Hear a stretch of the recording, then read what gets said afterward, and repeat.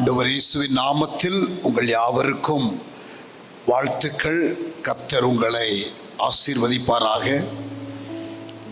இன்று காலையில் இருந்து 9:30 மணியிலிருந்து 5:30 மணி வரைக்கும் சென்னையில் ஒரு உபவாச ஜெபம் மாதத்திற்கு ஒரு முறை முதல் திங்கட்கிழமை நடத்துகிறோம். தேசம் சந்திக்கப்படணும். இந்தியாவில் சபையில்லாத கிராமங்கள் இருக்கக்கூடாது என்ற ஒரு தரிசனத்தோடு கூட இந்த ஜெபத்தை நடத்துகிறோம். இது போக மாதத்திற்கு ஒரு முறை இரவு ஜெபம் சபையில்லாத கிராமங்களில் சபை ஆரம்பிக்கப்படுவதற்காக ஜெபிக்கிறோம். வாரத்திற்கு ஒரு முறை கடந்த 4 வருஷமாக ஜூம் பிரேயர் ஒன்று செய்கிறோம். அது போக டெய்லி யூடியூப்ல தரிசனம் 20-30 என்று சொல்லி இந்தியாவில் சபையில்லாத கிராமங்கள் இருக்கக்கூடாதுன்னு 4 வருஷமா தொடர்ந்து ஜெபிக்கிறோம்.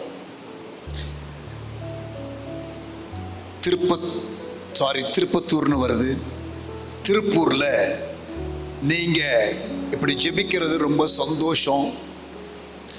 சென்னையில் முழு இரவு ஜெபம் 104 மாதங்கள் தொடர்ந்து நடந்து வருகிறது. போன வெள்ளிக்கிழமை எங்களுக்கு நடந்த இரவு ஜெபத்தில் ஒரு 5000 பேர் வந்திருந்தாங்க. அது போக ஆன்லைனில் கிட்டத்தட்ட ஒரு 8000 பேர் பல யூடியூப் சேனல்ஸ் மூலம் நைட்டு அதை ஸ்ட்ரீம் பண்ணும் போது பார்த்தார்கள். ஆண்டவர் நாம் மையப்படுவதாக.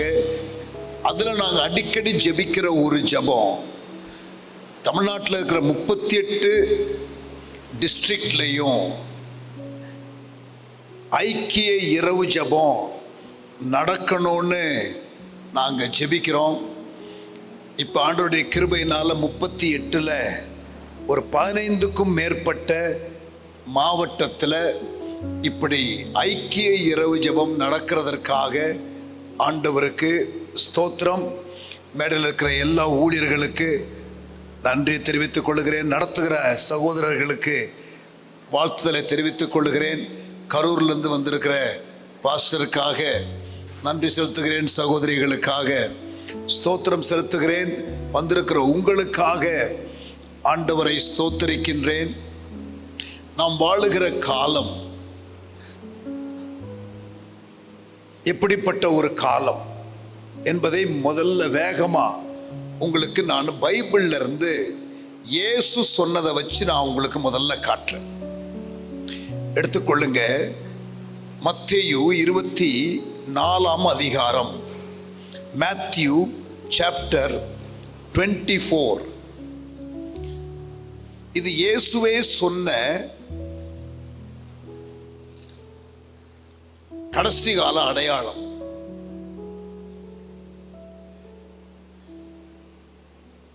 இது தீர்க்க தரிசனம் கிடையாது. இது தீர்க்க தரிசன வசனம். திருப்பி சொல்றேன், தீர்க்க தரிசனம் வேற, தீர்க்க தரிசன வசனம் என்பது வேற, ப்ராஃபசி என்பது வேற, ப்ராஃபெட்டிக் ஸ்கிரிப்சர் அப்படிங்கிறது வேற. தீர்க்க தரிசனம் யாராவது சொன்னா அதை நம்ம என்ன பண்ணணும்? பைபிள்ல போட்டிருக்குது. 1 கொரிந்தியர் 14 அதிகாரத்துல நாம் நிதானிக்கணும். அவங்க என்ன சொல்றாங்கிறத கேட்டு சொல்றது கரெக்டா இல்லையாங்கிறத ஆவியில நிதானிக்க நமக்கு சொல்லப்பட்டிருக்கிறது. தீர்க்க தரிசனம் யாராவது சொன்னா, அது யாரா இருந்தாலும் சரிதான், அவங்க ஏற்கனவே சொன்ன 10 ப்ராஃபசி கரெக்டா இருக்கு பிரதர் அப்படிங்கிறதுனால 11வது ப்ராஃபசி கரெக்டா இருக்க வேண்டிய அவசியம் இல்லை.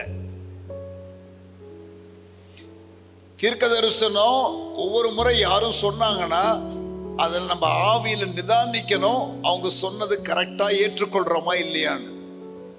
தீர்க்கதரிசிக்கு சொல்றதற்கு அதிகாரம் இருக்கிறது, ஆனா நிதானிக்கிறதற்கு அதிகாரம் கேட்கிறவர்களுக்கு உண்டு. நான் சொல்றதை நீங்க நிதானிக்க கூடாது, நான் சொல்றதை நீங்க அப்படியே நம்பணும் அப்படின்னு உங்களை யாராவது ஃபோர்ஸ் பண்ணாங்கன்னா தீர்க்க தரிசனம் சொல்றவங்க அவங்க உங்களை கண்ட்ரோல் பண்றாங்க. தப்பு அது. எந்த அளவுக்கு அவர்களுக்கு தீர்க்க தரிசனம் உரைக்கிறதற்கு ஒரு ஃப்ரீடம் இருக்கிறதோ அதை கேட்கிற நமக்கு நிதானிக்கிறதற்கு உரிமை இருக்கிறது. அல்லேலூயா சொல்லுங்களேன். நான் சொல்றது புரியுதா உங்களுக்கு? நானு வசனத்தின்படி உள்ளதை சொல்றேன். தீர்க்க தரிசனத்தை நிதானிக்கணும்னு போட்டிருக்கா இல்லையா? 1 கொரிந்தியர் எடுங்க. நான் வசனத்திலிருந்து காட்டினா யாரும் கேள்வி கேட்க முடியாது. 1 கொரிந்தியர் 14 எடுத்துக்கொள்ளுங்க. 29வது வசனம் நான் வாசிக்கிறேன். தீர்க்கதரிசிகள் 2 பேராவது 3 பேராவது பேசலாம், மற்றவர்கள். அப்ப தீர்க்க தரிசனம் சொல்லுகிறவர்கள் சொல்லலாம்,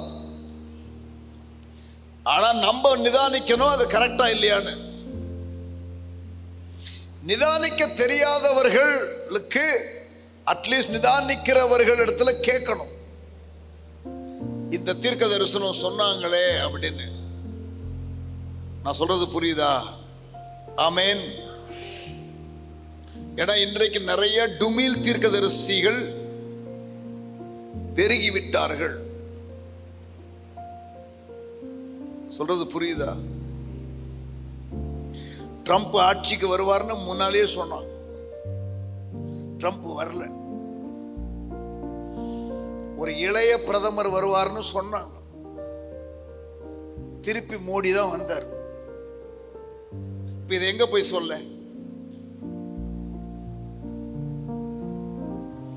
சொன்னவர்கள் என்னுடைய நண்பர்களா இருக்கலாம், அது வேற விஷயம். தப்புனா தப்பு தான். சொல்றது புரியுதா? கொரோனா போயிடும் போயிடும், அடுத்த மாசம் போயிடும், அடுத்த மாசம் போயிடும். போச்சா? அது 1 வருஷம் 1.5 வருஷம் இருந்துதான் போச்சு. போனா நல்லா இருக்கும்னு ஜெபம் பண்ணலான்னு சொன்னா தப்பு கிடையாது. ஆனா போயிடும் 1 மாசத்துல, 2 வாரத்துல போயிடும் அப்படின்னு தீர்க்க தரிசனம் சொன்னாங்களா இல்லையா? யார் சொன்னாங்கிறது முக்கியம் இல்லை, ஆனா சொன்னாங்களா இல்லையா? லாக்டவுன்ல வீட்டுல உட்கார்ந்து இருக்கும்போது நம்ம எல்லாரும் சொல்றதையும் கேட்டோமா இல்லையா? சின்ன பிள்ளைங்க கேக்குது, போயிடும் சொன்னாங்களே அங்கிள் ஏன் போலன்னு கேக்குது. நம்ம பதில் சொல்ல முடியாம திணறோம். கரெக்டா இல்லையா? இப்ப நான் சொல்றது புரியுதா? ஆமா, இப்ப தமிழ்நாடு எலெக்ஷன் வருது நெக்ஸ்ட் இயர். இப்ப இதுல தீர்க்க தரிசனம் சொல்லுவாங்க. ஜனவரி 1ஆம் தேதி தீர்க்க தரிசனம் சொல்லுவாங்க. கரெக்டா இல்லையா? நான் தீர்க்க தரிசனத்தை நம்புறேன். தீர்க்க தரிசனம்னு ஒரு வரம் இருக்குதுன்னு நம்புறேன். ஆனா எல்லாரும் சொல்றதை நான் தீர்க்க தரிசனமா ஏற்றுக்கொள்ள மாட்டேன். அல்லேலூயா சொல்லுங்களேன். இப்ப நான் யார் சொல்ற தீர்க்க தரிசனம் கரெக்ட், யார் சொல்றது தப்புங்கிறது என் பாயிண்ட் இல்ல. ஆனா தீர்க்க தரிசனம் யாரு சொன்னாலும் நிதானிக்கணும்,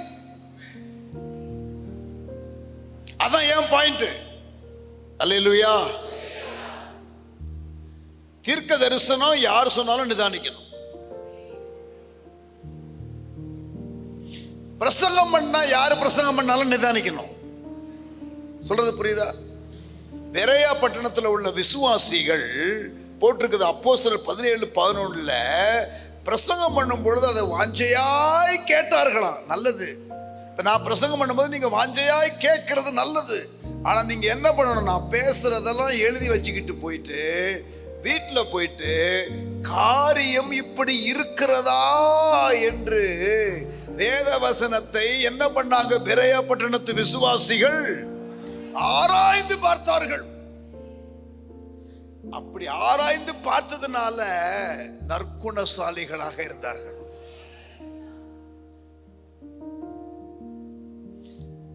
ரெண்டு காரியம் சொன்னேன். தீர்க்க தரிசனம் யாரு சொன்னாலும் என்ன பண்ணணும்? நிதானிக்கணும்.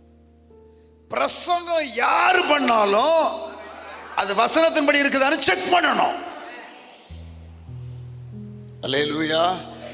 யாரு பேசினாலும், எங்களை மாதிரி விசிட்டிங் பிரீச்சர் பிரீச் பண்ணாலும், உங்க பாஸ்டர் பேசினாலும், என்ன முறைச்சு பாக்குறீங்க? இங்க பாருங்க, யாரு பிரசங்கம் பண்ணாலும் அது பைபிள்ல இருந்து இருக்கான்னு செக் பண்ணணும். யாரு தீர்க்கதரிசனம் சொன்னாலும் நிதானிக்கணும். ஆனா எதை நம்ம செக் பண்ண வேண்டிய அவசியம் இல்லை தெரியுமா? வசனம். வசனத்தை என்ன பண்ண வேண்டாம், நம்ம செக் பண்ண வேண்டாம். ஆனா வசனத்திலிருந்து யாராவது பேசுறாங்க தெரியுமா, அதை செக் பண்ணும். எத்தனை பேருக்கு நான் சொல்றது புரியுது? நான் ரெண்டுக்கு வசனம் கொடுத்துட்டேன். 1 கொரிந்தியர் 14:29 தீர்க்க தரிசனத்தை நிதானிக்கணும். அப்போஸ்தலர் 17:11 பிரசங்கத்தை கரெக்டா செக் பண்ணணும். இப்ப எதை ரெண்டு செக் பண்ண கூடாதுன்னு சொல்றேன்.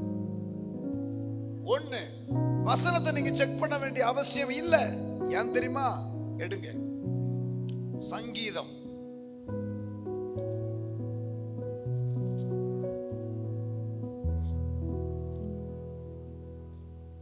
12:6 வாசிக்கிறேன்.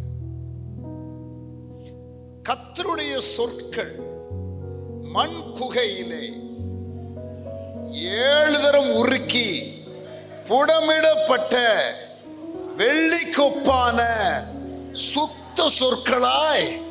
இது அப்படியே வசனத்தை யாராவது வாசிச்சாங்கன்னா சந்தேகம் இல்லை. ஆனா அதுக்கப்புறம் அதை எக்ஸ்பிளைன் பண்றாங்க தெரியுமா, அதை கேள்வி கேட்கணும். கரெக்டான்னு செக் பண்ணணும். கரெக்டா? Yes or no? Yes or no? நீதிமொழிகள் 30:5. நீதிமொழிகள் 30ஆம் அதிகாரம் 5ஆம் வசனம். தேவனுடைய வசனம் எல்லாம் புடமிடப்பட்டவைகள்.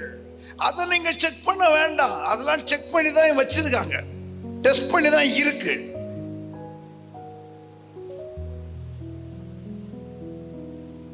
அல்லேலூயா. ஆமா. சங்கீதம் 119 140. சங்கீதம் 119 நான் வாசிக்கிறேம்மா. 140. உமது வார்த்தை மிகவும் புடமிடப்பட்டது, உமது அடியேன் அதில் பிரியப்படுகிறேன். அப்ப சங்கீதம் 12:6, நீதிமொழிகள் 30:5, சங்கீதம் 119 140. இந்த வசனங்கள் எல்லாம் என்ன சொல்லுகிறது? வசனம் புடமிடப்பட்டது, அது சுத்தமா இருக்கிறது. அதை நீங்க அப்படியே அப்பட்டமா நம்பலாம். ஆனா அதுல இருந்து கருத்துக்களை சொல்றாங்க தெரியுமா, அது கரெக்டான செக் பண்ணிக்கிடணும்.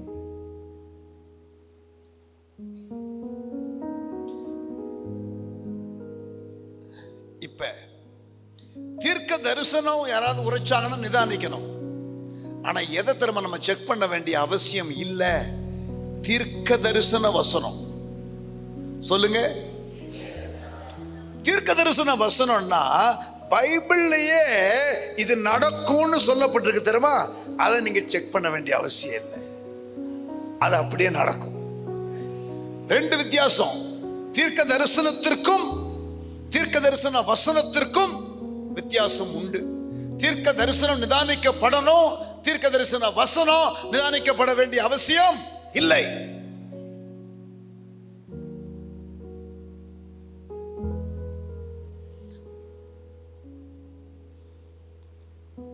வசனம் நிதானிக்கப்பட வேண்டிய அவசியம் இல்லை, ஆனால் பிரசங்கம் நிதானிக்கப்பட வேண்டும். இப்ப நான் பேசுறேன்னா நான் என்ன சொன்னாலும் அது வசனத்துல இருக்கான்னு செக் பண்ண வேண்டியது யாருடைய பொறுப்பு? உங்க பொறுப்பு.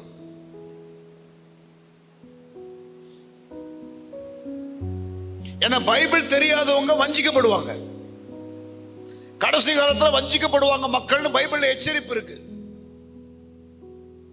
சரி, தீர்க்க தரிசன வசனம் காமிக்கட்டுமா உங்களுக்கு? 2 பேதுரு எடுத்துக்கொள்ளுங்க. 2 பேதுரு 1 அதிகாரம் 19ஆம் வசனம். 2 பேதுரு 1 அதிகாரம் 19ஆம் வசனம். நான் வாசிக்கிறேம்மா. மைக்கில் நான் வாசிக்கும் போது ரெக்கார்ட் ஆகும். நானே வாசிக்கிறேன். எனக்கு வாசிச்சு யாருமே எனக்கு பழக்கம் இல்லை. எனக்கு சர்ச்சில் யாருமே எனக்கு வாசிக்க விட மாட்டேன். அதனால நீங்க பேசுனீங்கன்னா வாசிச்சீங்கன்னா எனக்கு தொந்தரவு தான் இருக்கும். அதனால என்ன விட்டுருங்க, நானே வாசிச்சிருந்தேன். கவனிங்க. 2 பேதுரு 1 அதிகாரம் 19ஆம் வசனம். அதிக உறுதியான தீர்க்க தரிசன வசனமும் நமக்கு உண்டு. என்ன உண்டு? தீர்க்க தரிசன வசனமும் நமக்கு உண்டு. பொழுது வெடிந்து விடிவெள்ளி உங்கள் இருதயங்கள் உதிக்கும் அளவும் இருளுள்ள ஸ்தலத்தில் பிரகாசிக்கிற விளக்கை போன்ற வசனம். விளக்கை போன்ற வசனம் இந்த இடத்துல என்ன? தீர்க்க தரிசன வசனம். கவனித்திருப்பது நலமாயிருக்கும். இந்த வாழுகிற காலத்தை குறித்து பைபிள்ல தீர்க்க தரிசன வசனம் இருக்கிறது. இந்த காலம் எப்படிப்பட்ட காலம் என்பதை தெளிவா சொல்லுகிற தீர்க்க தரிசன வசனம் உண்டு. இந்த தீர்க்க தரிசன வசனத்தை அறிந்திருக்கிறது நமக்கு நலமாய் இருக்கும். அப்படித்தானே வாசிக்கிறோம் இங்க. தீர்க்க தரிசன வசனம் நமக்கு உண்டு. அதிக உறுதியான தீர்க்க தரிசன வசனம் நமக்கு உண்டு. இருளுள்ள ஸ்தலத்தில் பிரகாசிக்கிற விளக்கை போன்ற வசனத்தை கவனித்திருப்பது நலமாய் இருக்கும். அப்ப கவனிக்காம இருக்கிறது நல்லதில்லை. தீர்க்க தரிசன வசனம் இந்த காலத்தை குறித்து என்ன சொல்லி இருக்கு பைபிள்ல?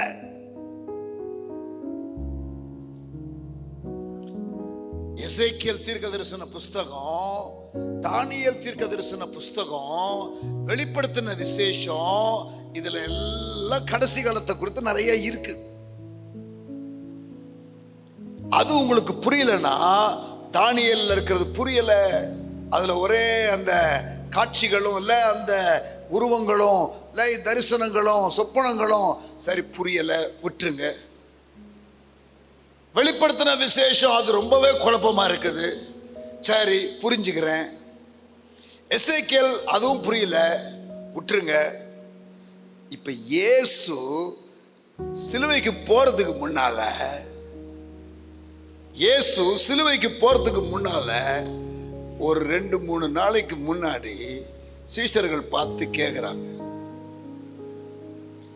உலகத்தின் முடிவுக்கும் உம்முடைய வருகைக்கும் அடையாளம் என்ன? அதுக்கு இயேசு பதில் சொல்றார். டைரக்டான கேள்வி. உலகத்தின் முடிவுக்கும் உம்முடைய வருகைக்கும் அடையாளம், அடையாளங்கள் என்னன்னு கேட்டாங்களா? அடையாளம் என்னன்னு கேட்டாங்களா? ஒருமையில இருக்குதா, பன்மையில இருக்குதா?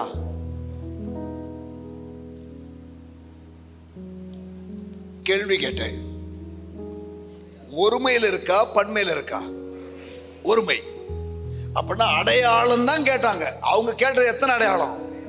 ஒரே ஒரு அடையாளம் கேட்டாங்க. ஆனா இயேசு என்ன பண்ணாரு? அடையாளங்களை கொடுத்தார். மத்தேயு 24 இருக்கு, லூக்கா 21 இருக்கு, மார்க் 13 இருக்கு. எழுதிக்கிடுங்க.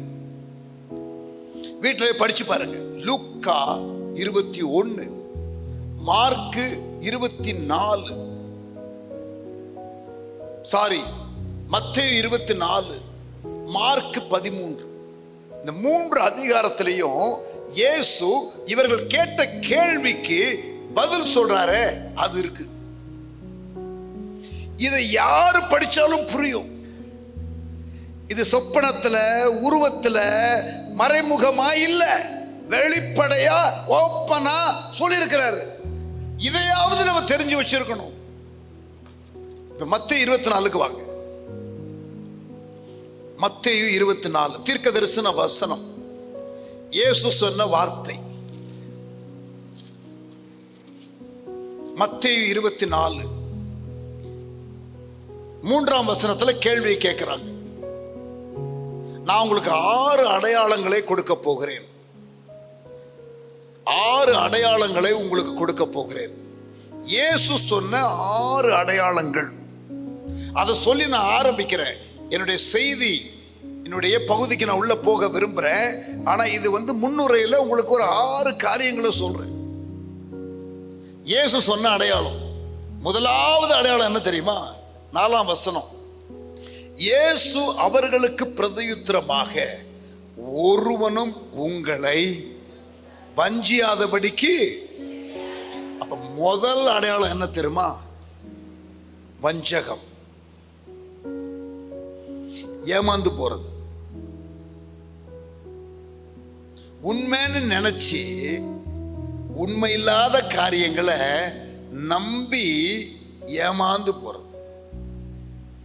Religious deception. உண்மை மாதிரி இருக்கும், ஆனா என்ன கிடையாது, உண்மை கிடையாது. வசனத்தை பேசுற மாதிரி தான் இருக்கும், ஆனா வசனத்தோடு உள்ள மேட்ரு இல்லை.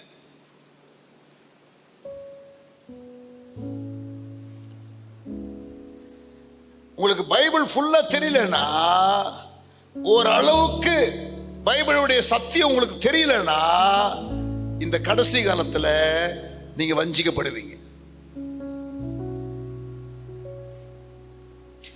அவர் கொடுத்த 6 அடையாளத்துல முதல் அடையாளம் ரிலிஜியஸ் டிசெப்ஷன்.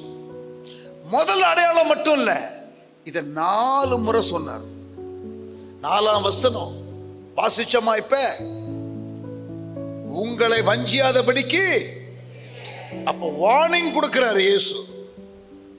வருகைக்கு முன்னதாக வஞ்சிக்கப்படுகிற காரியங்கள் இருக்கும், கவனமா இருக்கணும். 4ஆம் வசனத்துல சொன்னாரா? 5ஆம் வசனம் பாருங்க. ஏனெனில் அநேகர் என் நாமத்தை தரித்துக் கொண்டு கிறிஸ்து என்று சொல்லி எவ்வளவு பேர் வஞ்சிப்பாங்க? கொஞ்சம் பேர் வஞ்சிக்கப்படுவாங்களா? அநேகர் வஞ்சிக்கப்படுவாங்களா? 2வது 5ஆம் வசனம். 3வது முறை 11வது வசனம். அநேக கள்ள தீர்க்கதரிசிகளும் எழும்பி எவ்வளவு பேரை வஞ்சிப்பாங்க? அநேகரை வஞ்சிப்பாங்க. கள்ள தீர்க்கதரிசிகள் கடைசி காலத்துல உலாவுவாங்க. எச்சரிக்கை, எச்சரிக்கை. கள்ள தீர்க்கதரிசிகள் எதுக்கு எழும்புவாங்களா? அநேகரை வஞ்சிக்கிறதுக்கு. உண்மையான தீர்க்கதரிசிகள் இருப்பாங்க.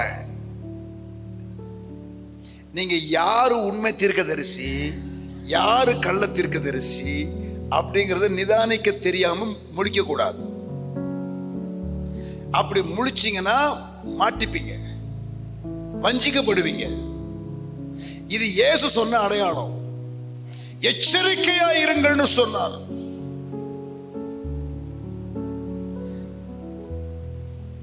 நாலாம் வசனம், 5ஆம் வசனம், 11ஆம் வசனம், 24ஆம் வசனத்துக்கு வாங்க.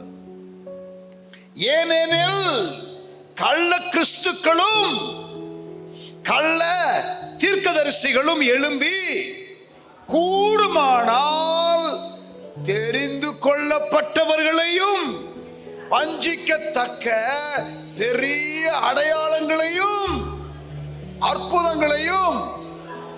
அப்ப கள்ள கிறிஸ்துக்கள் எழும்பி நான் தான் கிறிஸ்துன்னு சொல்றது ஒண்ணு, கள்ள தீர்க்க தரிசனம் சொல்றது ஒண்ணு, பெரிய அற்புதம் அடையாளம் செஞ்சு ஏமாத்துற கூட்டமும் உண்டு. பெரிய அற்புதம் நடக்கிறதுனால அவனுடைய உபதேசம் கரெக்ட் கிடையாது. அல்லேலூயா சொல்லுங்களேன்.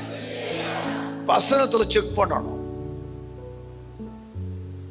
ஏன்னா 4ஆம் வசனம், 5ஆம் வசனம், 11ஆம் வசனம், 24ஆம் வசனம், இதுதான் முதல் அடையாளம், இதுதான் ரிப்பீட்டட் சைன். சீரியஸ். யார் வஞ்சிக்கப்படுவாங்க பிரதர்? வசனம் தெரியாதவங்க வஞ்சிக்கப்படுவாங்க. Who is a candidate for deception? One who is ignorant of God's word is candidate for deception. அப்ப என்ன இதுக்கு மருந்து? இந்த வஞ்சகத்துல நான் தப்பிக்கிறதுக்கு என்ன பாதுகாப்பு? சத்தியத்தின் மேல உள்ள நேசம். Love for the truth is the antidote for deception. Love for the truth is antidote for deception. எது உங்களுக்கு மாமருந்து வஞ்சகத்திலும் தப்பித்துக் கொள்வதற்கு? சத்தியத்தின் மேல உள்ள நேசம். இப்ப நான் சொல்றேன் இந்த பாயிண்ட், இதுல வசனத்துல இருக்கான்னு நீங்க செக் பண்ணணும். 2 தெசலோனிக்கேயர் 2ஆம் அதிகாரம் 10ஆம் வசனம். 2 தெசலோனிக்கேயர் 2:10 என்ன போட்டுருக்கு தெரியுமா? சத்தியத்தின் மேல உள்ள நேசத்தினால நீங்கள் வஞ்சிக்கப்படாமல் இருப்பீர்கள் இருக்கு. ஹல்லேலூயா. அப்ப சத்தியத்தின் மேல உள்ள நேசம் உங்களுக்கு இந்த கடைசி காலத்துல இருக்கணும். அநேகர் வஞ்சிக்கப்படுவார்கள். கள்ள உபதேசம் வரும், வசனம் தெரியாதவன் ஏமாந்து போயிடுவான். கரெக்டான பிரசங்கம் மாதிரி தான் உங்களுக்கு தெரியும். டூப்ளிகேட்டை ஒரிஜினல் வந்து டிஃபரன்ஷியேட் பண்றது எல்லாருக்கும் தெரியாது. நீங்க கடையில போயிட்டு ஒரிஜினலையும் டூப்ளிகேட்டும் அவன் வச்சா நீங்க எதையாவது எடுத்துக்கங்க சிஸ்டர்னு சொன்னா நீங்க எதை எடுப்பீங்க? ஏன்னா அதுதான் பார்க்கறதுக்கு அட்ராக்டிவா இருக்கும். இதுதான் ஒரிஜினல் நினைச்சு எடுப்பீங்க. அதே போல கடைசி காலத்துல சத்தியம் உண்மை போல இருக்கும். இன்றைக்கு நிறைய இனிப்பு பிரசங்கியார்கள் எழும்பி விட்டார்கள். இனிப்பு பிரசங்கியார்கள் எழும்பி விட்டதுனால சர்க்கரை வியாதி கிறிஸ்தவர்களும் பெருகிவிட்டார்கள். Lot of sugar coated preachers and we have diabetic Christians. நல்ல ஒண்ணு கவனிக்கிறேன், சொல்லுங்க, நான் சொல்றதை கவனிங்க. ஒரு பிரசங்கியார் பேசும்போது அப்படியே உங்களுக்கு அப்படியே அந்த ஐஸ்கிரீம் சாப்பிட்ற மாதிரி ஸ்வீட் சாப்பிட்ற மாதிரியே இருந்துச்சுன்னா எப்பயுமே டேஞ்சர்.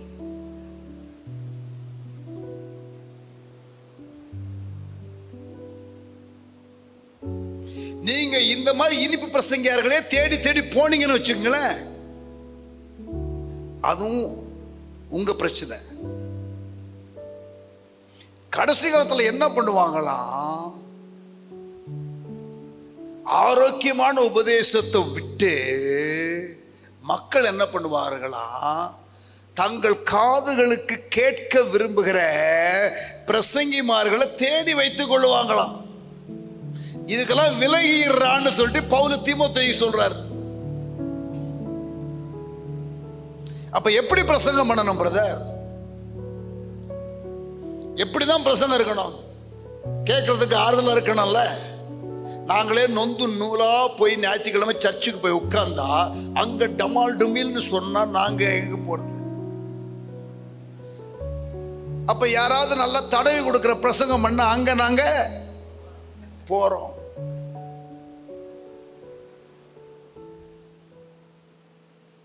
சொல்றது புரியுதா? கரெக்டா? இப்ப நைட் பிரேயருக்கு நீங்க வந்திருக்கிறீங்க, உங்களை பற்றி நான் சொல்லலை, நீங்க நல்லவங்க அப்படின்னு நினைக்கிறேன். நான் நினைக்கிறது கரெக்டுங்கிறதும் கிடையாது.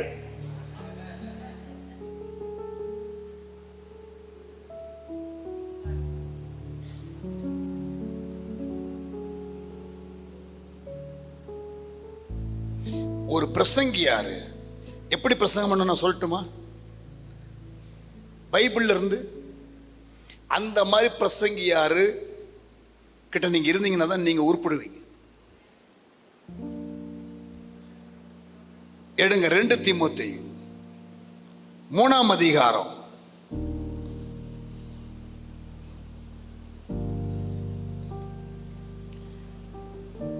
2ஆம் தீமோத்தேயு 3ஆம் அதிகாரம் 16, 17 எடுத்துட்டீங்களா?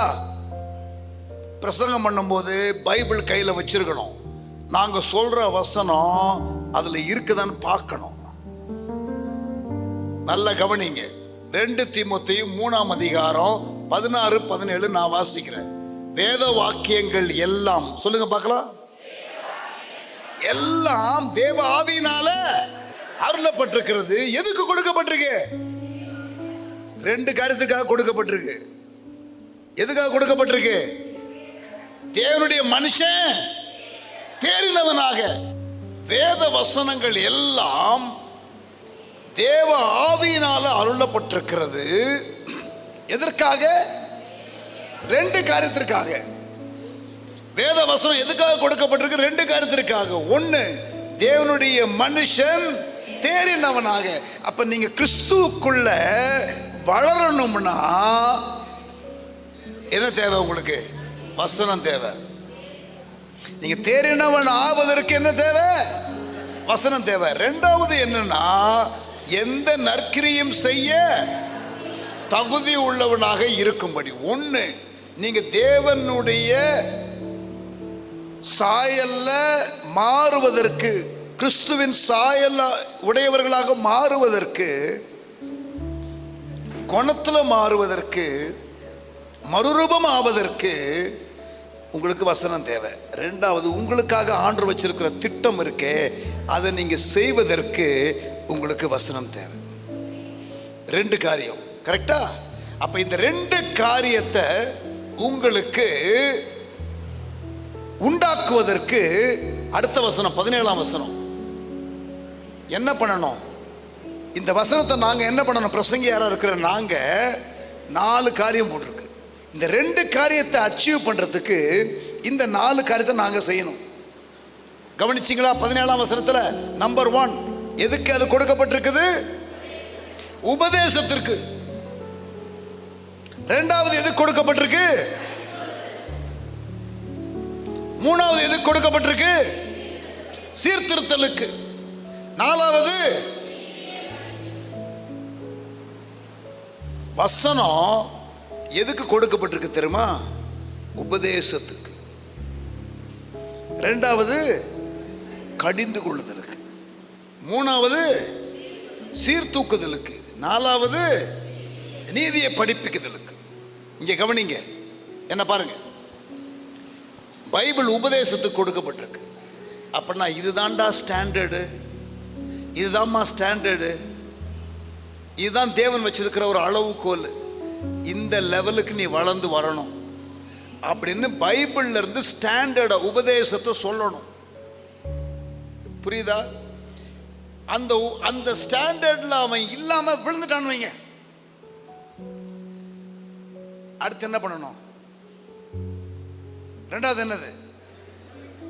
அது எதை யூஸ் பண்ணணும்? வசனம் தான் உபதேசத்துக்கு, வசனம் தான் கடிந்து கொள்ளுதலுக்கு. சரி, அவன் அங்கேயே சாத்து என்ன பண்ணிடக்கூடாது? குழியில புதைச்சிடக்கூடாது. என்ன பண்ணணும் சொல்லுங்க? என்னது? சீர்தூக்கணும். அதுக்கு எதுக்கு யூஸ் பண்ணணும்? வசனம் தான் யூஸ் பண்ணணும். தூக்கி வச்சதுக்கு அப்புறம் என்ன பண்ணணும்?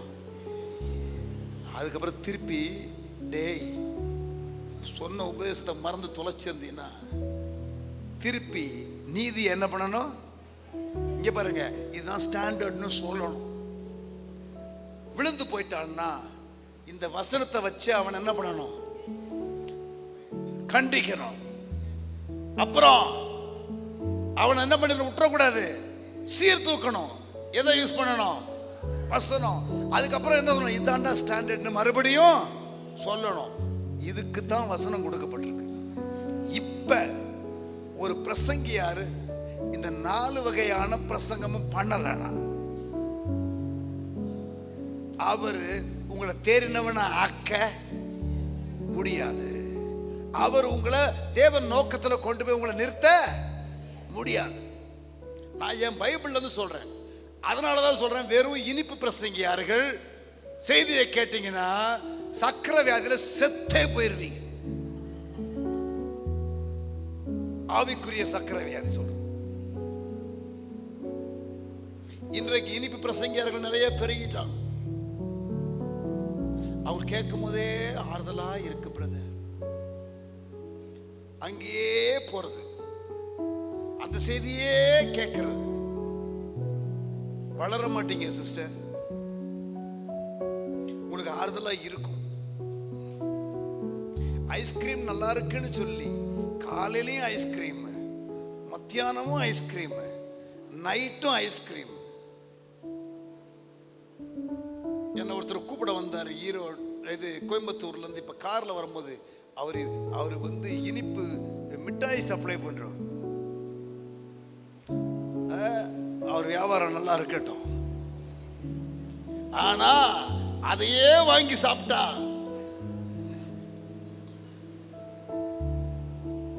நம்ம உடம்புக்கு நல்லது இல்லை.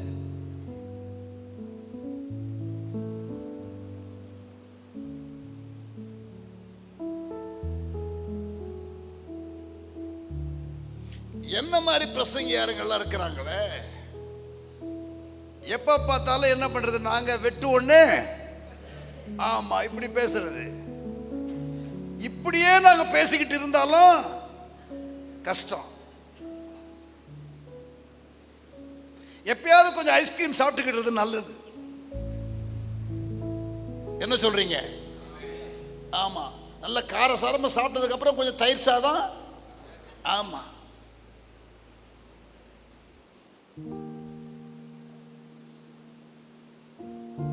ஜோசப் பாலச்சந்திரன் ஒரு அண்ணன், பாஸ்டர் ஜோசப் பாலச்சந்திரன், மதுரையில். அவங்க லீடர்ஸ் மீட்டிங் என்ன கூப்பிட்டார் பேசுறதுக்கு. எப்படி இன்ட்ரோடியூஸ் பண்றாரு?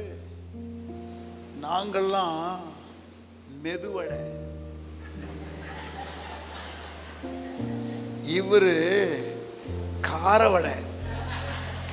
நான் சொன்னேன், அங்க உட்கார்ந்துக்கிட்டு என்ன கூப்பிட்டு பிரசங்கத்தை இன்ட்ரோடியூஸ் பண்றதுக்காக இன்ட்ரோடியூஸ் பண்றார். நான் சொன்னேன், பாஸ்டர் காரவடை இல்ல, மிளகா பஜ்ஜி.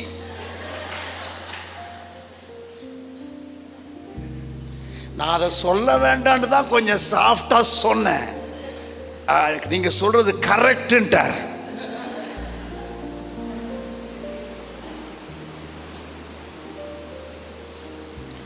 ஏன் பாஸ்டர் நீங்க எப்ப பார்த்தாலும் ஸ்ட்ராங்காவே பேசுறீங்க அப்படின்னு என்கிட்ட ஒருத்தர் கேட்டார். நான் சொன்னேன், என் தெருவில் எல்லாம் ஐஸ்கிரீம் கடையா இருக்குது, எல்லாம் வந்து ஸ்வீட்டு கடையா இருக்குது. அதனால தான் ஒரு கடை நடுவில் போட்டேன், பாவக்காய் ஜூஸ் கடை, பேலன்ஸ் பண்றதுக்காக. எல்லாரும் நார்மலா பேசினா நம்மளும் நார்மலா பேசலாம். எல்லாருமே சாஃப்டா பேசினா நம்ம யாராவது மெரிக்கிற 2 பேர் வேணும்ல. என்ன சொல்றீங்க? மற்ற பிரசங்கியார்கள் நீங்க எல்லாம் கேட்குறீங்கன்னு எங்களுக்கு தெரியும். அதனால்தான் நாங்க கொஞ்சம் ஸ்ட்ராங்கா கொடுக்குறோம். காயம் கட்டணும்னா காயம் கட்டலாம், பட் முதல்ல ஆபரேஷன் பண்ணிடுவோம். என்ன சொல்றீங்க? சீலை பிதிக்கிடுவோம், அதுக்கப்புறம் காயம் கட்டலாம். உள்ள சீல் இருக்கும் போதே காயத்தை கட்டிக்கிட்டே இருந்தா ஆமா புழு வச்சு போயிடும்.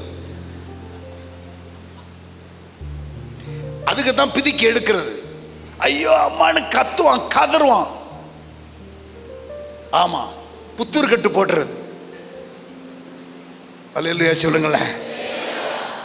பைபிள்ல போட்டிருக்கா இல்லையா? 4 காரியம். என்னது? ஒண்ணு என்னது? உபதேசம். அப்புறம் 2வது பாயிண்ட் மட்டும் கவனிங்க. 2வது என்னது? என்ன பாஸ்டர் கடிந்து கொள்றாரு? பைபிள்ல போட்டிருக்குது 25% பிரசங்கம் நாங்க கடிந்து கொள்ளலாம். 4ல் 1. இது பார்த்துட்டீங்களா? இப்ப அடுத்து வாங்க 4ஆம் அதிகாரம், 2 தீமோத்தேயு 4ஆம் அதிகாரம் 2ஆம் வசனம். சமயம் வாய்த்தாலும், பவுல் சொல்றார், மூத்த ஊழியர் சொல்றாரு இளம் ஊழியரை பார்த்துட்டே, சமயம் வாய்த்தாலும் வாய்க்காட்டாலும், மவனே நைட்ல டைம் கிடைச்சாலும் பிரசங்கம் பண்றதுக்கு, பகல்ல கிடைச்சாலும், சென்னையில கிடைச்சாலும், திருப்பூர்ல கிடைச்சாலும், ஆமா, சமயம் வாய்த்தாலும் வாய்க்காவிட்டாலும் என்ன பண்ணு? திருவசனத்தை ஜாக்கிரதையா பிரசங்கம் பண்ணு. அதோட நிறுத்தல. அடுத்து என்ன சொன்னாரு? எல்லா நீடிய சந்தத்தோடும் உபதேசத்தோடும், என்னது? அப்புறம் 17ஆம் வசனமே உங்களுக்கு கொஞ்சம் டென்ஷன் ஆச்சுன்னா இப்ப இது ஹார்ட் அட்டாக்கே வருமே. என்ன? கண்டனம் பண்ணி, அப்புறம்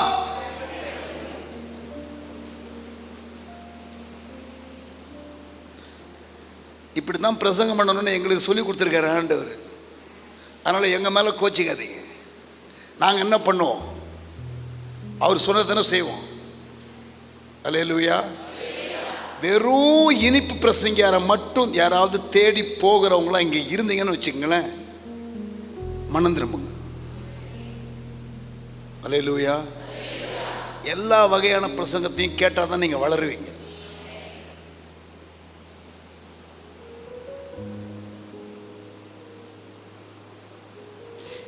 ஏன் இப்படி பேசணும் தெரியுமா? நீ கடிந்து கொண்டு கண்டனம் பண்ணி ஏன் தெரியுமா பேசணும்? அடுத்த வசனம் என்ன போட்டிருக்கு? 3ஆம் வசனம். ஏனென்றால் அவர்கள் எவர்கள்? எவர்கள்? நாங்க இல்ல, நீங்க தான் விசுவாசிகள். அவர்கள் ஆரோக்கியமான உபதேசத்தை பொறுக்க மனதில்லாமல் செவித்தினம் உள்ளவர்களாகி தங்கள் சுய இச்சைகளுக்கு ஏற்ற இனிப்பு பிரசங்கியார்களை தங்களுக்கு திரளாய் சேர்த்துக் கொள்கிறார்கள். பிரசங்கம் பண்ற பிரசங்கியாரும் வெறும் இனிப்பு பிரசங்கம் பண்ற பிரசங்கியாரையும் நான் சாடுறேன். அப்படிப்பட்ட ஆட்களை என்டர்டெயின் பண்ற விசுவாசிகளை உங்களையும் சாடுறேன். ரெண்டும் தப்பு. அல்லேலூயா சொல்லுங்களேன். நாங்க நேசர் விருப்பம்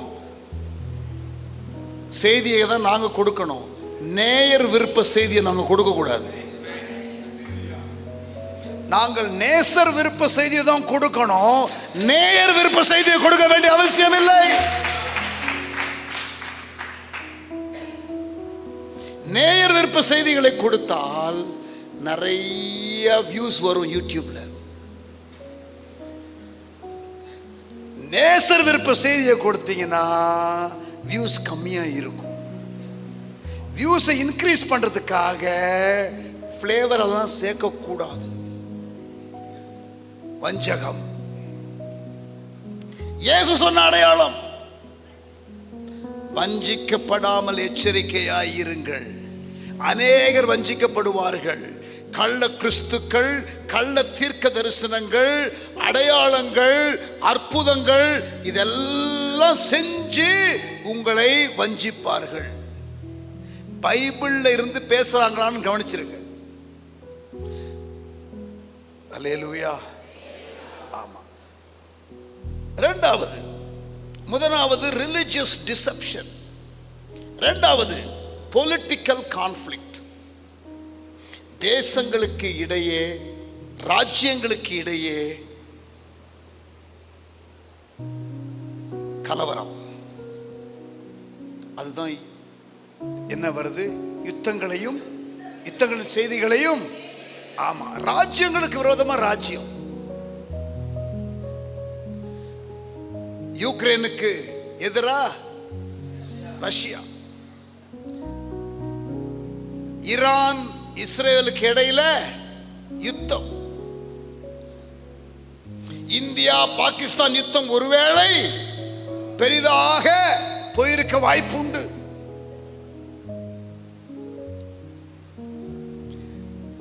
இங்க பாருங்க, கடந்த 100 வருஷத்துல 2 உலக மகா யுத்தம் நடந்திருக்கிறது. 2வது உலக மகா யுத்தம் நடந்து முடிந்த பிறகு ஐநா சபை என்ற ஒரு அமைப்பு ஏற்படுத்தப்பட்டது. எதற்கு? உலக நாடுகளுக்கிடையே பஞ்சாயத்து பண்ணுவதற்கு. என்னத்தான் பண்ணாலும் 2வது உலக மகா யுத்தத்திற்கு பிறகு இப்ப கடந்த ஒரு 70-80 வருஷமா இதுவரை இல்லாத அளவுக்கு யுத்தங்கள் நடந்து கொண்டுதான் இருக்கிறது. ஏன்னா கடைசி காலத்துல யுத்தங்கள் இருக்கும் என்று என் ஆண்டவர் சொல்லியிருக்கிறார். நீ என்னத்தான் நினைச்சாலும் என் பைபிள்ல கடைசி காலம் யுத்தம் இருக்குன்னு போட்டிருக்கு. என்னத்தான் நீ ட்ரை பண்ணாலும் நடக்காது. யுத்தங்கள் இன்னும் பெருகுமா குறையுமா? பெருகும். நான் சொல்றேன், நான் தீர்க்கதரிசி கிடையாது, ஆனா எனக்கு பைபிள் கொஞ்சம் தெரியும். என் இயேசு சொன்னது, யுத்தம் இன்னும் அதிகமாகும். நீ நோபல் பரிசு, சமாதான பரிசு இல்ல நோபல் பீஸ் பிரைஸ் எல்லாம் வாங்கலாம். என்னத்தான் நீ வாங்கினாலும் நீ கண்ட்ரோல் பண்ண முடியாது. யுத்தம் நடக்கும். முதலாவது அடையாளம் என்னது? Religious deception. 2வது என்னது? தேசங்களுக்கு இடையே யுத்தம். 3வது இனக்கலவரம். ஜாதிகளுக்கு விரோதமாய் போட்டிருக்கா இல்லையா? ராஜ்யங்களுக்கு விரோதமா ராஜ்யம், அப்புறம் ஜனத்துக்கு விரோதமா ஜனம்.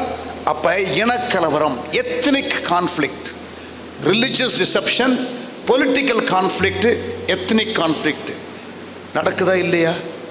நம்ம ஊர்ல ஜாதி சண்டை இருக்கா இல்லையா? பாலஸ்தீனியர்களுக்கும் யூதர்களுக்கும் பாலஸ்தீனியர்களுக்கும் சண்டை இருக்குதா இல்லையா? அமெரிக்காவில் வெள்ளக்காரனுக்கும் கருப்பனுக்கும் சண்டை இருக்கா இல்லையா? சிங்களத்தில் ஸ்ரீலங்காவில் சிங்களக்காரனுக்கும் தமிழ்காரனுக்கும் சண்டை இருக்கா இல்லையா? மெய்த்தே மக்களுக்கும் குக்கியின மக்களுக்கும் சண்டை நடக்குதா இல்லையா? ஜனத்துக்கு விரோதமாய் ஜனம். என் ஆண்டவர் சொன்னது நிறைவேறி கொண்டிருக்கிறது. எத்தனை அடையாளம் பார்த்திருக்கிறோம்? வஞ்சகம், மத சம்பந்தப்பட்ட காரியத்தில் ரிலிஜியஸ் டிசெப்ஷன். 2வது பொலிட்டிக்கல் கான்ஃப்ளிக்ட், ராஜ்யங்களுக்கு விரோதமாய் ராஜ்யம். 3வது ஜனத்துக்கு விரோதமாய் ஜனம். 4வது என்ன தெரியுமா? இயற்கை சீற்றங்கள், நேச்சுரல் டிசாஸ்டர்ஸ். 7ஆம் வசனம் என்ன போட்டிருக்கு தெரியுமா? பூமி அதிர்ச்சிகளும் கொள்ளை நோய்களும் பஞ்சங்களும். எத்தனை போட்டிருக்குது சொல்லுங்க? முதல்ல என்ன போட்டிருக்கு? பஞ்சங்களும், அப்புறம் பூமி எதிர்ச்சிகளும். எது முதல்ல போட்டிருக்கு? பஞ்சம், அப்புறம் கொள்ளை நோய். 3வது என்னது? பூமி எதிர்ச்சி. இப்ப நான் உங்களை பார்த்து கேட்கிறேன், எது ரொம்ப வந்திருக்கு இந்த 3ல? உலகளாவிய காரியத்தில் எது இன்னைக்கு நம்பர் 1ல இருக்கு? கொள்ளை நோய். கோவிட் வந்துச்சா இல்லையா? இங்க திருப்பூருக்கு. ஆமா, எல்லா இடத்துக்கும் வந்துச்சு, முழு உலகத்துக்கும் வந்துச்சு. யாராவது எதிர்பார்த்தாங்களா? கொள்ளை நோய் இங்க இயேசு சொன்னாரே, அதுதான் நடந்திருக்கு. ஆமேன். சரி, அடுத்து 3 இருக்குல்ல, பஞ்சம், கொள்ளை நோய், பூமி எதிர்ச்சி. அடுத்து எது ரொம்ப நடக்குது? பூமி எதிர்ச்சி. சமீபத்தில் கூட லாஸ்ட் 1 வாரத்துக்கு இடையில கூட பயங்கர பூமி எதிர்ச்சி. கரெக்டா? இதுவரைக்கும் இல்லாத அளவு பூமி எதிர்ச்சி வருதா இல்லையா? என் இயேசுவின் வார்த்தை நிறைவேறுகிறது. இதுல மூணுல இன்னும் எது பெருசா வரல? பஞ்சம் தான் வரல. உலகளாவிய பஞ்சம், உலகளாவிய கொள்ளை நோய் வந்துருச்சு, உலகளாவிய பூமி எதிர்ச்சியும் வந்துகிட்டு தான் இருக்குது. அங்கங்க சென்னையில் கூட வந்துச்சு சமீபத்தில் பூமி எதிர்ச்சி. நான் சொல்றேன், அடுத்து நான் தீர்க்கதரிசி இல்லை, ஆனால் என் இயேசுனுடைய வார்த்தை தீர்க்கதரிசன வசனம். இதை நான் கேள்வி கேட்க வேண்டிய அவசியமே இல்லை. அடுத்து உலகத்தில் வரக்கூடிய ஒரு பெரிய ஒரு காரியம் என்ன தெரியுமா? உலகளாவிய பஞ்சம். பயப்பட வேண்டாம், பஞ்சம் நீங்க பதறாதீங்க. ஏன் தெரியுமா? என் பைபிள்ல பஞ்சத்துல செழித்தோங்கிய நபர்களுடைய கதைகள் ஏராளம். பஞ்ச காலத்துல யோசேப்பு சூப்பரான சீசன் அவருக்கு. ஆமா, ப்ரமோஷன்ல போயிட்டார் பஞ்ச காலத்துல. சாரி பார்த்து விதவை பஞ்ச காலத்துல சாப்பிட்டு செத்துடலான்னு நினைச்ச ஆளு. கடைசி மீல், கடைசி ஆகாரம், அடுத்த வேலைக்கு சாப்பாடு இல்லை, கடைசியா சாப்பிட்டுட்டு சாகலாம். சிலருக்குலாம் சாகிறதுக்கு முன்னாடி கூட கொட்டிக்கணும்.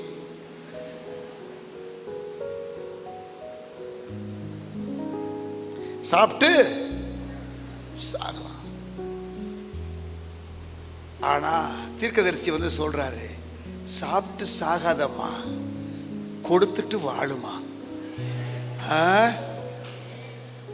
என்ன வித்தியாசமா இருக்கு? ஆமாமா, சாப்பிட்டு சாகாத, கொடுத்துட்டு வாழு. அப்ப அந்த சாரி பார்த்து விதவை தேவ வார்த்தை அந்த நேரத்துல கேட்டு பஞ்ச காலத்துல அவளுக்கு பஞ்சகாலம் ஃபுல்லா சாப்பாடு. அதனால கர்த்தருடைய பிள்ளைகள் பயப்படாதீங்க, ஒன்றும் பிரச்சனை இல்லை. நான் ஒரு ஏழை பிரதர், சாரி பார்த்து விதவை, பயப்படாதீங்க. பஞ்ச காலத்தில் you will be taken care. நான் ஒரு பிசினஸ் மேன், நான் என்ன பண்றது? ஈசாக்கு ஒரு பிசினஸ் மேன், பஞ்ச காலத்தில் விதை விதைத்து 100 மடங்கு அறுத்தான். பிசினஸ் மேன் பயப்பட வேணாம், ஒரு ஏழை விதவை பயப்பட வேணாம். நான் ஒரு ஊழியக்காரன், அப்ப நீங்க எலியாவா இருங்க. கருப்பு காக்கா வந்து ஆகாரம் கொடுக்கும். காக்கா என்னைக்காவது கொடுக்குமா? வந்து காக்கா பிடுங்குமா கொடுக்குமா?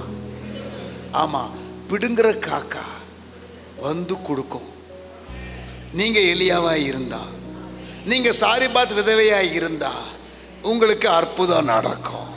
நீங்க ஒரு பிசினஸ் மேனா இருந்தீங்கன்னா, நான் எகிப்துக்கு போலான்னு நினைச்சேன், போகாத, இங்கே இரு. கர்த்தருடைய வார்த்தையை பஞ்ச காலத்தில் நீ கேட்கிற வியாபாரியா இருந்தீனா பிரச்சனை இல்லை உனக்கு.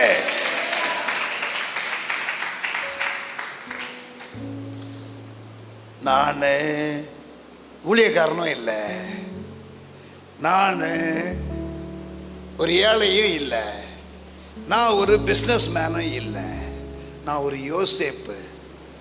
ஏதோ சூழ்நிலை நிமித்தம் அங்கேயும் இங்கேயும் அலப்பட்டு ஏதோ இங்கே இப்போ கொஞ்சம் இருக்கிறேன்.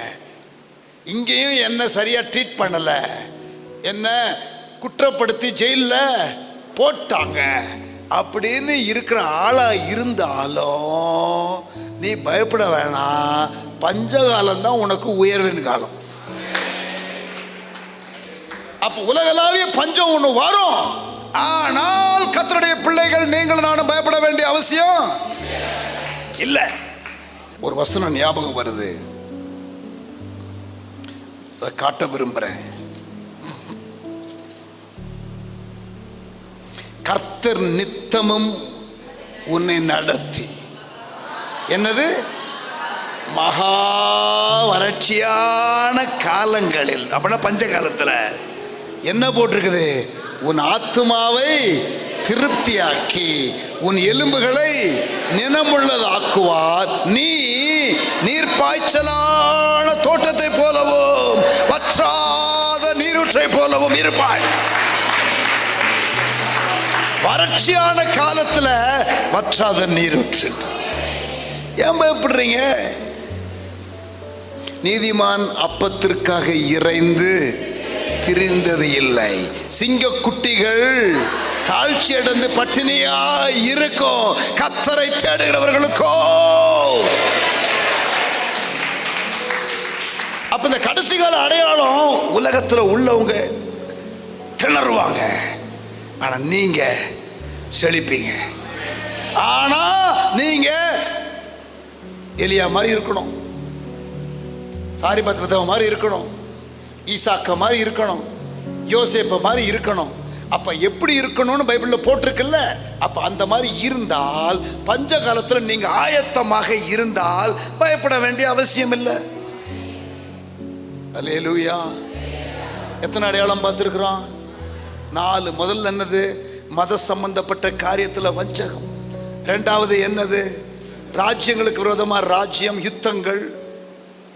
மூன்றாவது என்னது? இன கலவரம். நாலாவது என்னது? இயற்கை சீற்றங்கள். இதுவே திணறுது இல்லை? நான் உங்களுக்கு ஒன்று காட்டுறேன் பாருங்க. மத்தேயு 24 7ஆம் வசனத்தில் என்ன போட்டிருக்குது? இயற்கை சீற்றங்கள் போட்டிருக்குதா? பஞ்சங்கள், கொள்ளை நோய்கள்லாம். இதுக்கு அடுத்த வசனம் 8ஆம் வசனம் என்ன போட்டிருக்குது? இவைகளெல்லாம் வேதனைகளுக்கு. அப்ப இது ஆரம்பம் தான். எது? கொள்ளை நோய், யுத்தம், இதெல்லாம் என்னதான்? ஆரம்பம் தான். ஆரம்பமே இப்படி இருந்தா எப்படி இருக்கும்? யோசிச்சு பாருங்க. இது தமிழ் பைபிள்ல அவ்வளோ கிளியரா இல்லை. இவைகளெல்லாம் வேதனைகளுக்கு ஆரம்பம்னு இருக்கு. ஆனா இங்கிலீஷ் பைபிள் என்ன போட்டிருக்குது? என்னது? இல்ல, இங்கிலீஷ் பைபிள் என்ன போட்டிருக்குன்னா, இது கற்ப வேதனைக்கு.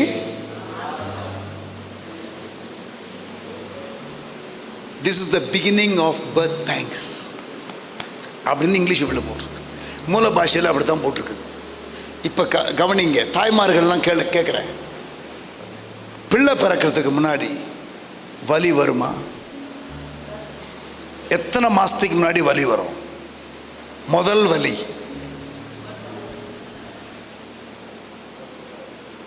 ஒரு மாசத்துக்கு முன்னாடி வருமா? 6 வாரத்துக்கு முன்னாடி வருமா? முதல்ல ஒரு வலி ஒரு மாசம் முன்னாடி வரும். சரி, அது வந்த உடனே வலி வந்துச்சு அப்படின்னா என்ன அர்த்தம்? வலி வந்துச்சுன்னு என்ன அர்த்தம்? பிள்ளை பிறக்கிற காலம் பக்கத்தில் வந்துருச்சுன்னு அர்த்தம், நெருங்கிருச்சுன்னு அர்த்தம். சரியா? கற்ப வேதனைக்கு ஆரம்பம். இப்ப கற்ப வேதனை முதல்ல வந்துருச்சுன்னு வச்சுக்கணும், ஒரு மாசத்துக்கு முன்னாடி ஒரு 3 நாள் 4 நாள் வராது.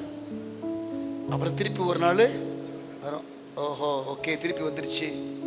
அப்புறம் ஒரு 2 நாள் கழிச்சு 3 நாள் கழிச்சு திருப்பி ஒரு முறை வரும்.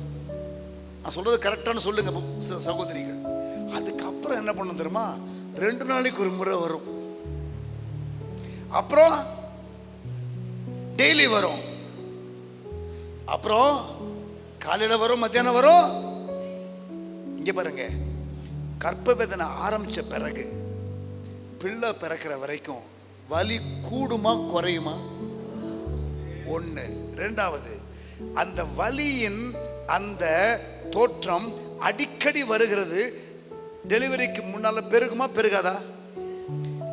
அப்ப ஃப்ரீக்வன்சியும் பெருகும், வலியும் பெருகும். அப்படின்னா என்ன அர்த்தம்? பிள்ளை பிறக்க போகுது.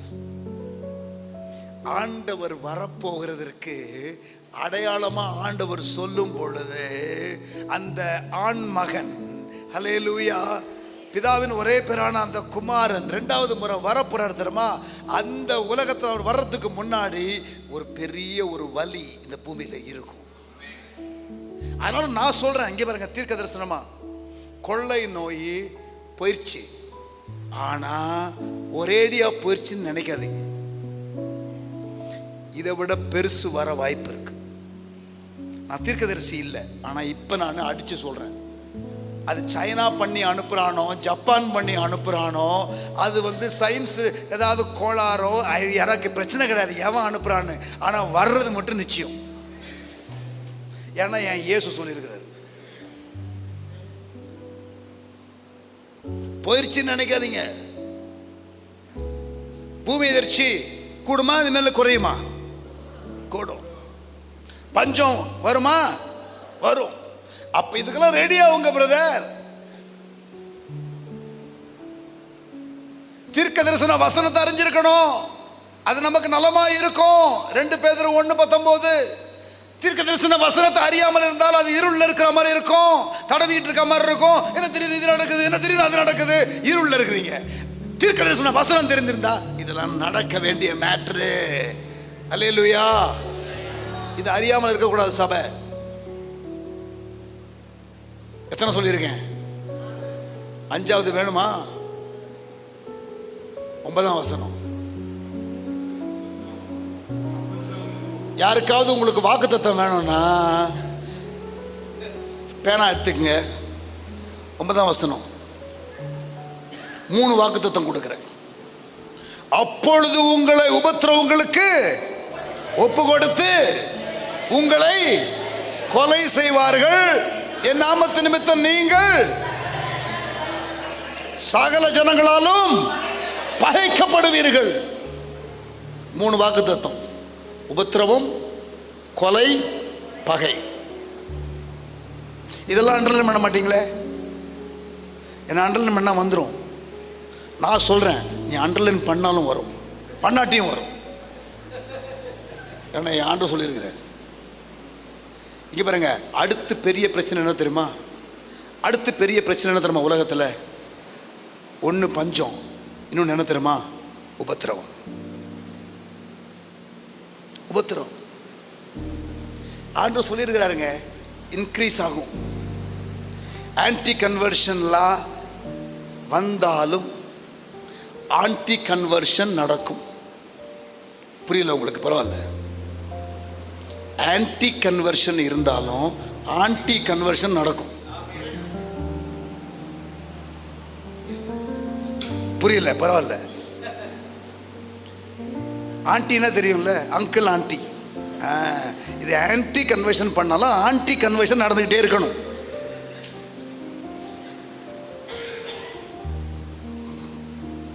கவனிங்க. மிஞ்சி போன என்ன பண்ணுவான்? என்ன பண்ணுவான்? கொலை பண்ணுவான். கொலை பண்ண என்னது உங்களுக்கு? இரத்த சாட்சி. இரத்த சாட்சிக்கு எப்படி வரவேற்பு? வெளிப்படுத்தின விஷயத்துல பாருங்க. ஸ்தேவான் இரத்த சாட்சியா மரிக்கும் பொழுது அவர் எழும்பி நின்று வரவேற்றார். அல்லேலூயா. இரத்த சாட்சியை நீங்க ஆசைப்பட்டா கூட கிடைக்காது, அது ஒரு சிலருக்கு தான் பாக்கியமா கிடைக்கும். கர்த்தர் கொடுத்தாருன்னா ஸ்தோத்திரம். நம்ம தமிழ்நாட்டில் இந்த எழுப்புதல் நாட்களில் சில இரத்த சாட்சியா மரிப்பாங்க.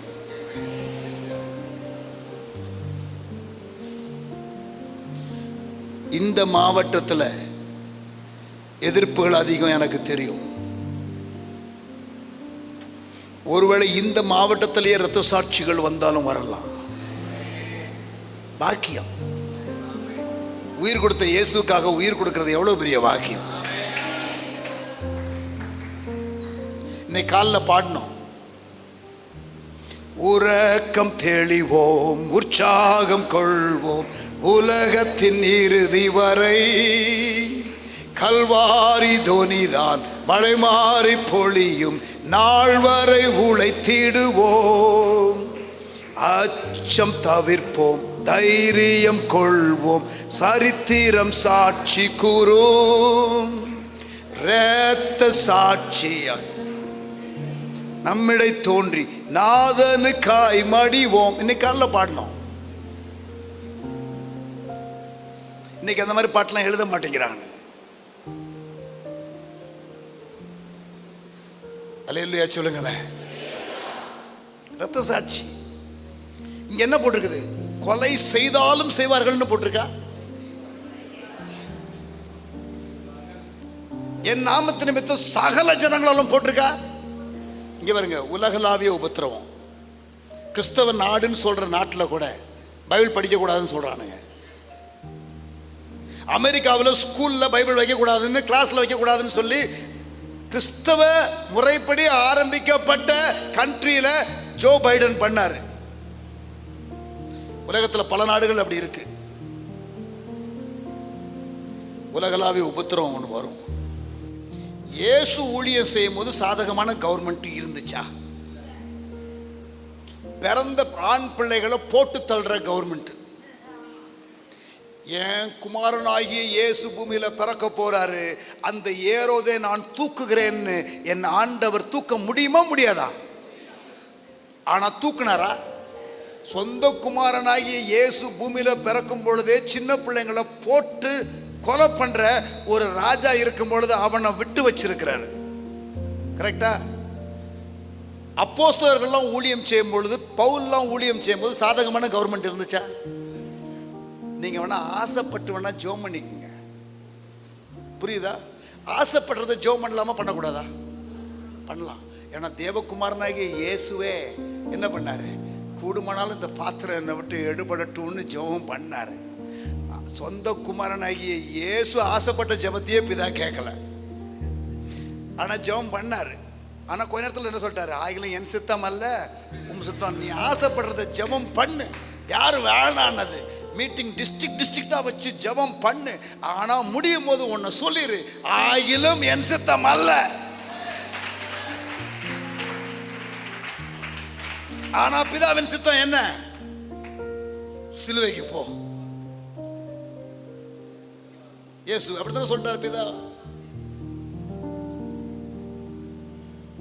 இங்க பாருங்க, ஆசைப்படுறத ஜெபம் பண்ணியாவது தொலைங்க, விட்டுற. ஆனா என்ன பண்ணி தொலைக்காதீங்க? தீர்க்கதரிசனம் சொல்லி தொலைக்காதீங்க. ஆசைப்படுறத தீர்க்கதரிசனம் சொல்லி தொலைக்காதீங்கன்னு நான் பேசுறேன் இன்னைக்கு. என்ன சொல்றீங்க? ராம ஆண்டாலும் ராவண ஆண்டாலும் எனக்கு ஒரு பயம் இல்லை. நான் என் ஊழியத்தை செய்வேன். கண்டதையும் கேட்டதையும் நாங்கள் பேசாமல் இருப்பது எப்படி? பரலோக கவர்மெண்ட் ஒன்று சொல்லுது, உலகம் எங்கிலும் போன்னு சொல்லுது. இங்க உள்ள கவர்மெண்ட் பண்ணாது என்னது? எந்த கவர்மெண்ட்டுக்குப்பா நான் கீழ்ப்படிய? நீயே சொல்லுப்பா அப்படின்னு யார் கேட்குறா? பேதுரு யோவானும் கேட்குறாங்க. சரி பயமுறுத்தி விட்டுறேன் அப்படின்னு பயமுறுத்தி என்ன பண்ணிட்டாங்க? விட்டுட்டாங்க. இதை விசுவாசிங்க கேள்விப்பட்டு என்ன பண்ணுறாங்க? நம்ம லீடரெல்லாம் கவர்மெண்ட்டை கூப்பிட்டு மிரட்டி ஊழியெல்லாம் செய்யக்கூடாதுன்னு சொல்லியிருக்கிறாங்க அப்படின்னு சபையார் கேட்ட உடனே அப்போஸ்தலர் 4ஆம் அதிகாரத்தில் விசுவாசிகள் என்ன ஜெபம் பண்ணுறாங்க? ஆண்டவரே எங்கள் ஊழியக்காரெல்லாம் பாதுகாத்து கொள்ளுங்கப்பா ஜெபம் பண்ணாங்களா? நான் ரொம்ப ஆச்சரியப்பட்டேன். ஊழியக்காரங்க மிரட்டி வச்சிருக்கிறாங்க, கவர்மெண்ட்டு பேசக்கூடாதுன்னு சொல்கிறாங்க. ஊழியக்காரங்களும் போல்டாக இல்லை பேசித்தான் ஆவோன்னு சொன்னாங்க. ஆனாலும் வான் பண்ணுறோம், ஒழுங்கா இருங்க. ஆன்டி கன்வர்ஷன்லாம் கட்டளையிட்டார்கள் பேசக்கூடாதுன்னு, பயமுறுத்தினாங்க. இப்ப நடக்கிறது என்னது? அது என்ன பண்றாங்க? பயமுறுத்துறாங்க, பேசக்கூடாதுங்கிறாங்க. இதை கேள்விப்பட்ட விசுவாசிகள் என்ன பண்றாங்க தெரியுமா? இதை கேள்விப்பட்டு இருங்கம்மா நான் வாசிக்கிறேம்மா.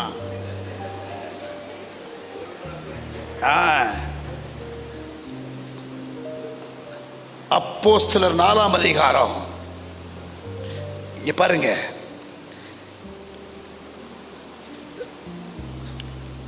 இருபத்தி 29ஆம் வசனம் வாசிக்கிறேன். இப்பொழுதும் விசுவாசிகள் கேள்விப்பட்டு ஊழியக்காரங்களை கவர்மெண்ட் மிரட்டுது. கர்த்தாவே அவர்கள் பயமுறுத்தல்களை தேவரீர் கவனித்து உம்முடைய பரிசுத்த பிள்ளையாகிய இயேசுவின் நாமத்தினால அடையாளங்களும் அற்புதங்களும் நடக்கும்படி செய்து. இப்ப இந்த பிரச்சனை எதனால வந்துச்சு? அப்போஸ்தலர் 3ஆம் அதிகாரத்தில் தேவாலயத்து வாசல்ல ஒரு சப்பானி சுகமானது நிமித்தம் வந்த பிரச்சனை. இவங்க என்ன ஜெபம் பண்றாங்க தெரியுமா? ஆண்டவரே சுகம் உண்டாகணும், ஹீலிங் நடக்கட்டும், மிரக்கல் நடக்கட்டும். பயமுறுத்துறாங்கல்ல ஊழியக்காரங்களை, செய்யக்கூடாதுன்னு சொல்றாங்கல்ல, அற்புதம் நடக்கட்டும், அவங்க இன்னும் பார்க்கட்டும். கவனிங்க, அற்புதம் நடக்கட்டும். உம்முடைய கரத்தை நீட்டி உம்முடைய ஊழியக்காரர் உம்முடைய வசனத்தை முழு தைரியத்தோடு, பயப்படக்கூடாது ஆண்டவரே, எங்க ஊழியக்காரங்க இன்னும் பொழந்து கட்டட்டும். எங்க மீட்டிங் போடக்கூடாதுன்னு அவன் சொல்றானோ அங்க போய் போடட்டும். எங்க எந்த கிராமத்துக்குள்ள போகணும் சொல்றாங்களோ காலை வச்சு போகட்டும். அல்லேலூயா. ஜெபம் எப்படி பண்றாங்க தெரியுமா? உபத்திரவ நேரத்தில் பாதுகாப்புக்காக ஜெபம் பண்ணல. நான் பாதுகாப்புக்காக ஜெபம் பண்ண கூடாதுன்னு சொல்லலை, ஆனால் அவங்க பாதுகாப்புக்காக ஜெபம் பண்ணலங்கிறத அடிகோடிட்டு காட்டுறேன். புரியுதா உங்களுக்கு? அல்லேலூயா சொல்லுங்க. இப்ப இப்படி ஜெபம் பண்ண 2 காரியம் ஜெபம் பண்ணாங்க. அற்புதம் நடக்கணும், அற்புதம் அடையாளம் நடக்கணும், அப்புறம் தைரியமா பேசணும். அப்போ உபத்திரவம் வரும்பொழுது ஊழியக்காரங்களுக்காக நீங்கள் எங்களுக்காக ஜெபம் பண்ணும்போது எப்படி ஜெபம் பண்ண போறீங்க தெரியுமா?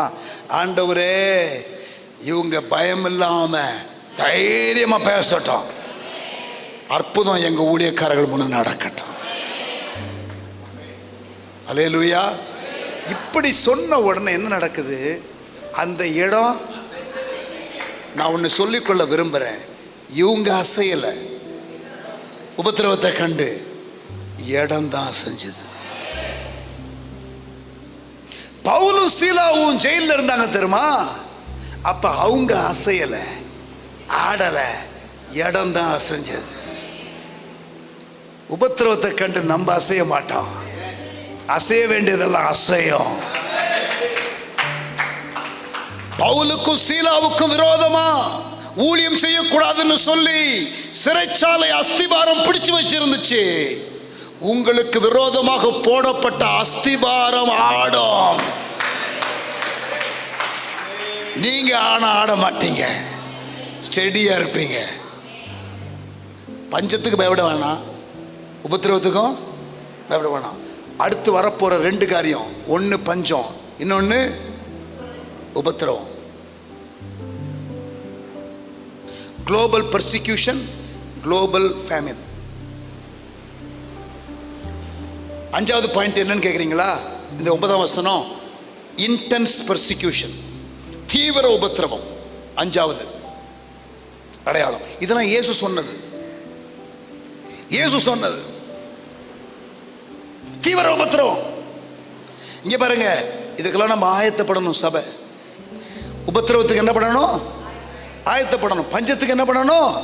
யோசேப்பை போல ஆயத்தப்படணும். வெளிப்பாடுகளை கர்த்தர் தரணும்.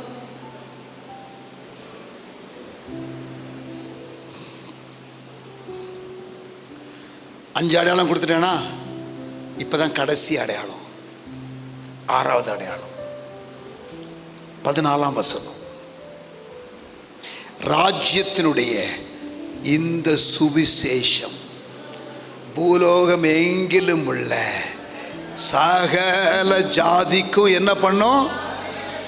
இது பிரசங்கிக்கப்படும். சொல்லுங்க, உலகளாவிய எழுப்புதல். சொல்லுங்க, குளோபல் ரிவைவல். இங்க பாருங்க, எழுப்புதலுக்கு ஆயத்தப்படணும், எழுப்புதலுக்கு ஆயத்தப்படணும்னு அங்கங்க சத்தம் கேட்குது. ஆனா உபத்திரவத்துக்கு ஆயத்தப்படுங்கன்னு சத்தம் கேட்கல. உபத்திரவம் நீங்கணும்னு ஜெபம் தான் கேட்குது. ஏன் பைபிள்ல இல்லாததை நம்ம பண்ணிட்டு இருக்கிறோம் நான் நினைக்கிறேன். உலகளாவிய எழுப்புதலுக்கு எப்படி ஆயத்தமாகணுமோ அதே போல உலகளாவிய ஒரு பஞ்சத்திற்கும் ஆயத்தமாகணும், உலகளாவிய உபத்திரவத்திற்கும் ஆயத்தமாகணும். இங்க பாருங்க, பஞ்சம், உபத்திரவம், எழுப்புதல் 3 ஒண்ணா தான் வரும். நான் பைபிள்ல இருந்து சொல்றேன், இதை கன்ஃபார்ம் பண்ணட்டுமா? எலியா நாட்களில் எழுப்புதல் இருந்துச்சா? நான் கேள்வி கேட்கும்போது பதில் சொல்லணும். எலியாவின் நாட்களில் ஒரு எழுப்புதல் இருந்துச்சா? வானத்திலிருந்து ஒரு அக்கினி வந்துச்சா? கர்த்தரே தெய்வம், கர்த்தரே தெய்வம் கத்துனாங்களா? தேவன் பக்கம் திரும்பினாங்களா? ஒரு எழுப்புதல் வந்துச்சா? இருந்துச்சு. இப்போ நான் உங்களை பார்த்து கேட்குறேன், அந்த எழுப்புதல் நாட்களில் ஒரு பஞ்சம் இருந்துச்சா? அந்த எழுப்புதல் நாட்களில் ஒரு உபத்திரவம் இருந்துச்சா? இப்போ எலியாவின் நாட்களில் பஞ்சம் இருந்துச்சு, உபத்திரவம் இருந்துச்சு, எழுப்புதல் இருந்துச்சு. கரெக்டா? இப்போ ஆதி திருச்சபைக்கு வாங்க. ஆதி திருச்சபையில் எழுப்புதல் இருந்துச்சா? இருந்துச்சா? இருந்துச்சு. ஒரே பிரசங்கத்தில் எத்தனை பேர் ரட்சிக்கப்பட்டான்? ஆமா, எழுப்புதல் இருந்துச்சா? இருந்துச்சு. பஞ்சம் இருந்துச்சா? அகபு என்னும் தீர்க்கதரிசி ஒரு பஞ்சம் வரும் என்று தீர்க்க தரிசனம் உரைத்தானது அப்படியே நடந்தது. இருந்துச்சா? அப்போ எழுப்புதல் இருந்துச்சு, பஞ்சம் இருந்துச்சு. உபத்திரம் இருந்துச்சா? உபத்திரம் இருந்துச்சா? இருந்துச்சு. 3 ஒன்றா தானே இருந்துச்சு. அப்போஸ்தலர் நடவடிக்கையில் எலியாவின் நாட்களில் 3 இருந்துச்சு இல்லை? இப்போ மத்தேயு 24 இயேசு சொல்கிறது 3 வந்து உங்களால் ஏன் ஏற்றுக்கொள்ள முடியல? எழுப்புதல் டைமில் என்னத்தை பெருசாக நம்ம வந்து இல்லை, நமக்கு என்ன சொல்கிறேன் கவனிங்க, ஒரு எழுப்புதல் வருது, உலகளாவிய எழுப்புதல் வருது. இந்த சுவிசேஷம் எல்லாருக்கும் அறிவிக்கப்படும். அந்த சீசனில் தான் இப்போ இருக்கிறோம். ஆனால் உபத்திரம் வரும், ஆனால் பஞ்சம் வரும். ஆனால் நீங்களும் நானும் பயப்பட வேண்டிய அவசியம் இல்லை. காலங்கள் கர்த்தருடைய கரத்திலே இருக்கிறது.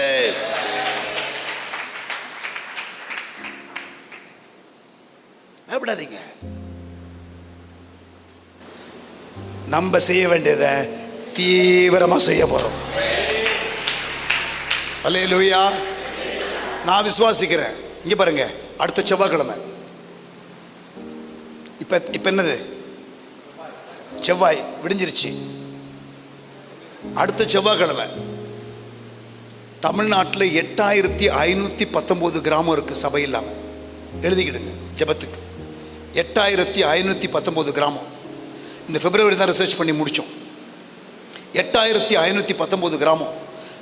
5 வருஷத்துக்கு முன்னாடி கணக்கெடுத்தோம். 10,000க்கும் அதிகமான கிராமத்தில் சபை இல்லைன்னு கணக்கெடுத்தோம். ஆனால் இப்போ இந்த வருஷம் எடுக்கும்போது 5 வருஷம் கழிச்சு இப்போ 8519 குறைஞ்சிருக்கு.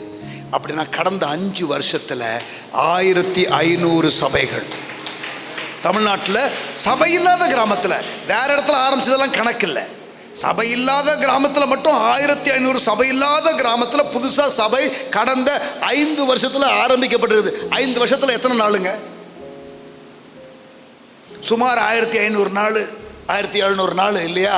அப்படின்னா கடந்த 5 வருஷத்தில் ஒவ்வொரு நாளும் புதிய கிராமத்தில் தமிழ்நாட்டில் சபைகள் ஆரம்பிக்கப்பட்டிருக்கிறது. இது தீவிரப்பட போகிறது. வர்ற செவ்வாய்க்கிழமை 4 மாவடியில் கூடுறோம். ஊழியர்கள் உங்களை எல்லாரும் நான் அன்பாக அழைக்கிறேன். காலையில் 9:30 to 5:30 மணி வரைக்கும் தமிழ்நாட்டில் 8519 கிராமத்திற்கு ஒரு பதில் சொல்லணும். ஒரு செயல் திட்ட கூட்டம். எல்லா ஊழியர்களும் கடிதம் உங்களுக்கெல்லாம் வரும். வராட்டி கூட வந்துருங்க. 9:30 to 5:30 4 மாவடியில். No registration fee. நோட்டீஸ் அனுப்புகிறேன் பிரதர்கிட்ட, எல்லாருக்கும் அனுப்பிடுங்க. எல்லாருக்கும் வாங்க. உங்கள் டிஸ்ட்ரிக்டில் திருப்பூரில்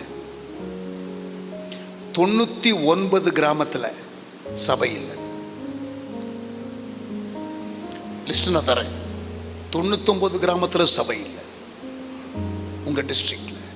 நான் சொல்கிறது வருவாய் கிராமம், குக்கிராமம் கணக்கில் இல்லை. தமிழ்நாட்டில் 17,000 சொச்சம் வருமான வருவாய் கிராமம் இருக்கு, ரெவென்யூ வில்லேஜ். அதில் 17,000 சொச்சத்தில் 8519 கரெக்டாக பாதி சபை இல்லை. தமிழ்நாட்டில் ஒட்டுமொத்தமாக எல்லா கிராமத்தையும் குக்கிராமத்தையெல்லாம் சேர்த்தா 89,000 கிராமம் இருக்கு.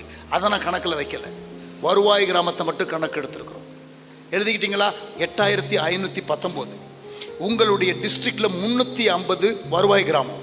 350 வருவாய் கிராமத்தில் 99 வருவாய் கிராமத்தில் சபை இல்லை.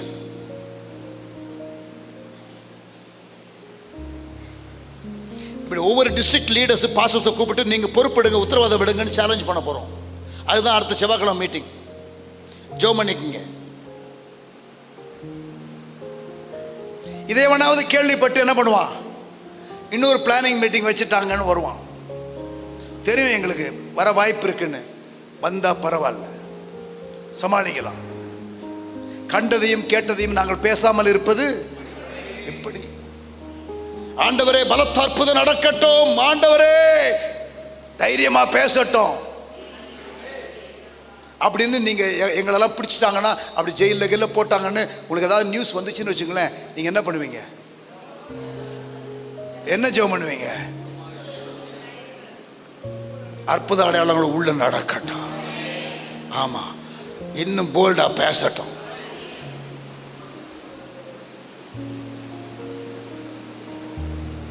எங்கெல்லாம் பேசினேன்னு கேட்பாங்க என்னட்ட. இதை பற்றி நான் சொல்லுவேன், திருப்பூரில் பேசினேன்.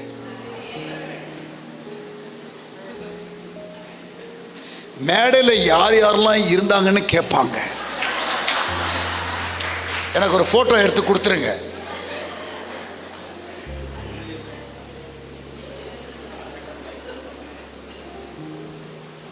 இங்கே பாருங்க, பயந்த வேலைக்கு ஆகாது. கிதியோனுடைய சேனையில் மீதியானுக்கு விரோதமாக யுத்தம் பண்ணுறதுக்கு கூப்பிட்டா எத்தனை பேர் வந்து சேர்ந்தானுங்க?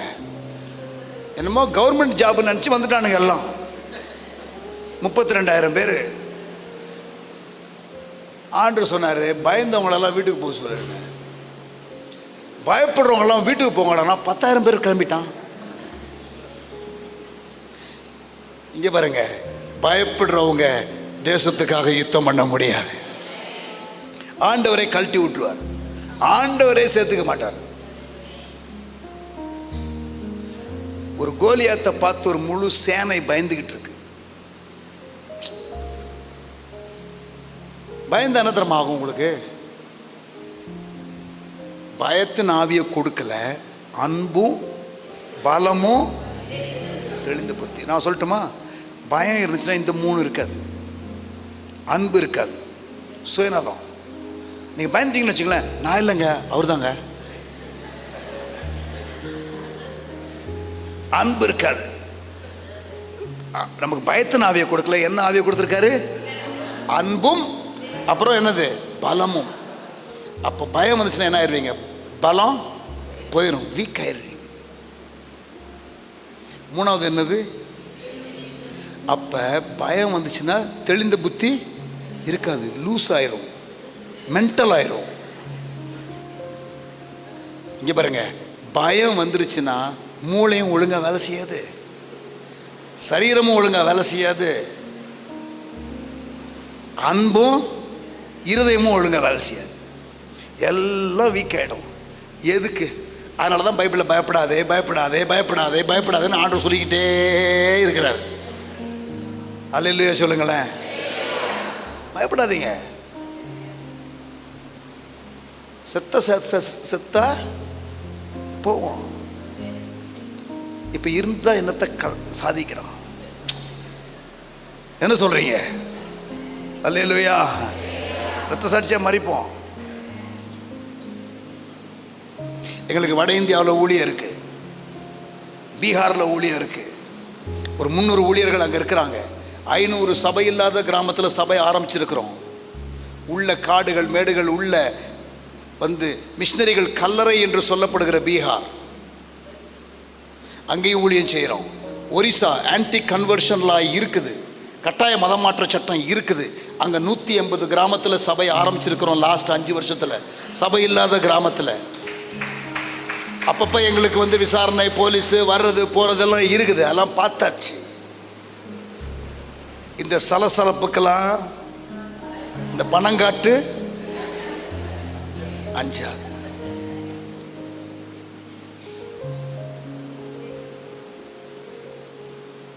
பயப்படாதீங்க. பயப்படாமல் இருக்கிற வரைக்கும் பிசாசு ஒன்றும் பண்ண முடியாது. எத்தனை காரியம் பார்த்தோம்? 6 காரியம். இதுதான் கடைசி காலத்தில் நடக்கிற காரியம். இப்போ எங்கே இருக்கிறோம்? 4வது அடையாளம். அதில் 2 நடந்துருச்சு. பஞ்சம்தான் இன்னும் வரல. அதுக்கு அடுத்து என்ன வரப்போகுது? உபத்திரவம். அடுத்து பெரிய ஒரு அசைவு, உலகளாவிய எழுப்புதல். எத்தனை பேருக்கு அது எழுப்புதல் வரணும்னு ஆசை? அல்லேலூயா. ஆயத்தப்படுங்க, பயப்படாதீங்க. இந்த கடைசி காலத்தில் என்ன நடக்கும்னு யார் சொன்னது? இயேசு. இப்போ எதுலெல்லாம் சொல்லியிருக்காருன்னு சொன்னேன்? மத்தேயு 24, லூக்கா 21, மார்க்கு 13. இப்போ லூக்கா 24 மத்தேயு 24 சொல்லாத சில காரியங்கள் கொஞ்சம் அடிஷ்னலாக தகவல் நம்மளுக்கு யார் கொடுக்குறா? லூக்கா கொடுக்குறார். அதை உங்களுக்கு காட்டுறேன், நல்லா கவனிங்க. மத்தேயு, மார்க்கு, லூக்கா, யோவான் இருக்குல்ல, இது 4 எப்படின்னா தினத்தந்தி, தினமலர், மாலை முரசு, மக்கள் குரல், 4மே நியூஸ் பேப்பர் தான். நாட்டு நடப்புகளை இருக்குது. ஆனால் சில பத்திரிகையில், எல்லா பத்திரிகையிலுமே சில நியூஸு இருக்கும், சில நியூஸு சில பத்திரிகையில் தான் இருக்கும். அதே போல் மத்தேயு, மார்க்கு, லூக்கா, யோவானுங்கிறது 4 பத்திரிகை ஆசிரியர்கள் இயேசுனுடைய வாழ்க்கை வரலாறை பதிவு பண்ணி நியூஸில் மாதிரி கொண்டு வராங்க. சில இது எல்லாத்துலேயும் இருக்கும், சில இதில் 1-2 மட்டும் தான் இருக்கும். நீங்கள் ஃபுல் நியூஸை படிக்கணும்னா மத்தேயு, மார்க்கு, லூக்கா, யோவான் 4ஐயும் கம்பேர் பண்ணி படித்தா என்ன ஆக்சுவலாக நடந்ததுங்கிறது தெரியும். அல்லேலூயா. இப்போ லூக்கா 21 வாங்க. இல்லைன்னா மத்தேயு 24 ஒன்று காட்டுறேன் பாருங்களேன். மத்தேயு 24 32ஆம் வசனம் நான் வாசிக்கிறேன். மத்தேயு 24 32, அத்தி மரத்தினால் ஒரு ஓமையை கற்றுக்கொள்ளுங்கள். என்ன சொல்றாரு? அத்தி மரத்தினால் ஓமை கற்றுக்கொள்ளுங்கள். இங்கே பாருங்க, அத்தி மரம்ங்கிறது இஸ்ரவேல் தேசம். அத்தி மரம்ங்கிறது பைபிளில் இஸ்ரவேல் தேசம். யூதன் அத்தி பழத்துக்கு ஒப்பிடப்பட்டிருக்கிறான். எரேமியா 24:5 படித்து பார்த்தீங்கன்னா, எரேமியா 24:5 படித்து பார்த்தீங்கன்னா யூதன் அத்தி பழத்துக்கு ஒப்பிடப்பட்டிருக்கிறான். அத்தி மரம்ங்கிறது இஸ்ரவேல் தேசம். இயேசு அத்தி மரத்தை சபிச்சார் தெரியுமா? அப்படின்னா என்ன அர்த்தம் தெரியுமா? இஸ்ரவேலுக்காக நான் வந்தேன், அவங்க என்னை ஏற்றுக்கொள்ளலை, அவர்களுக்கு கொடுக்கப்பட்ட தருணம் இப்பொழுது முடிவடைகிறது, புறஜாதிகளுக்கு இப்போ டோர் ஓப்பன் அப் ஆகுதுன்னு அதுக்கு அடையாளமாக அத்தி மரத்தை ஆண்டவர் கனி கொடுக்காதனால என்ன பண்ணுறாரு? சபிக்கிறார். இப்போ சபிச்சது எப்போ? ஒரு 2 நாள் 3 நாளுக்கு முன்னாடி அத்தி மரத்தை சபிச்சிட்டாரு. இப்போ அடையாளம் என்னன்னு கேட்குறாங்கல்ல, அப்போ இங்கே வருது ஒரு அடையாளத்தை நான் சொல்கிறேன். அத்தி மரம் துளிர்க்கும் போது, அப்படின்னா என்ன தெரியுமா? இஸ்ரவேல் தேசம் அத்தி மரம் சபிச்சாச்சு, இஸ்ரவேல் தேசம் செதறி போகுது. கிட்டத்தட்ட 2000 வருஷம் இஸ்ரவேல் தேசமே இல்லை. ஆனால் 1948 மே மாதம் 14ஆம் தேதி இஸ்ரவேல் தேசம் சுதந்திரம் அடைந்தது. அத்தி மரம் துளிர் விட்டது. எத்தனை பேர் சொல்றது புரியுது? அத்திமரம் துளிர் விடும் பொழுது என்னது? சமீபமாக இருக்குது அவர் வருகை அப்படிங்கிறது அடையாளம். ஆமாம், அதெல்லாம் நம்ம ஃபுல்லாக போக வேண்டாம். பட் அத்திமரம் துளிர் விடும் பொழுது அடையாளத்தோடு வரும்போது அப்பொழுது அவர் சமீபமாக வந்திருக்கார் அறியுங்கள். 33ஆம் வசனம், அவர் சமீபமாய் வாசல் அருகே வந்திருக்கிறார். அப்போ அத்திமரம் துளிர் விட்டுருச்சா? எப்போ? 1948 இஸ்ரவேல் தேசம் சுதந்திரம். தீர்க்க தேசம் நிறைவேறி இருக்கு. இதில் அத்திமரம் துளிர் விடத்தானே இருக்கு. மத்தேயு 24, லூக்கா 21 வாங்க. லூக்கா 21 வாங்க.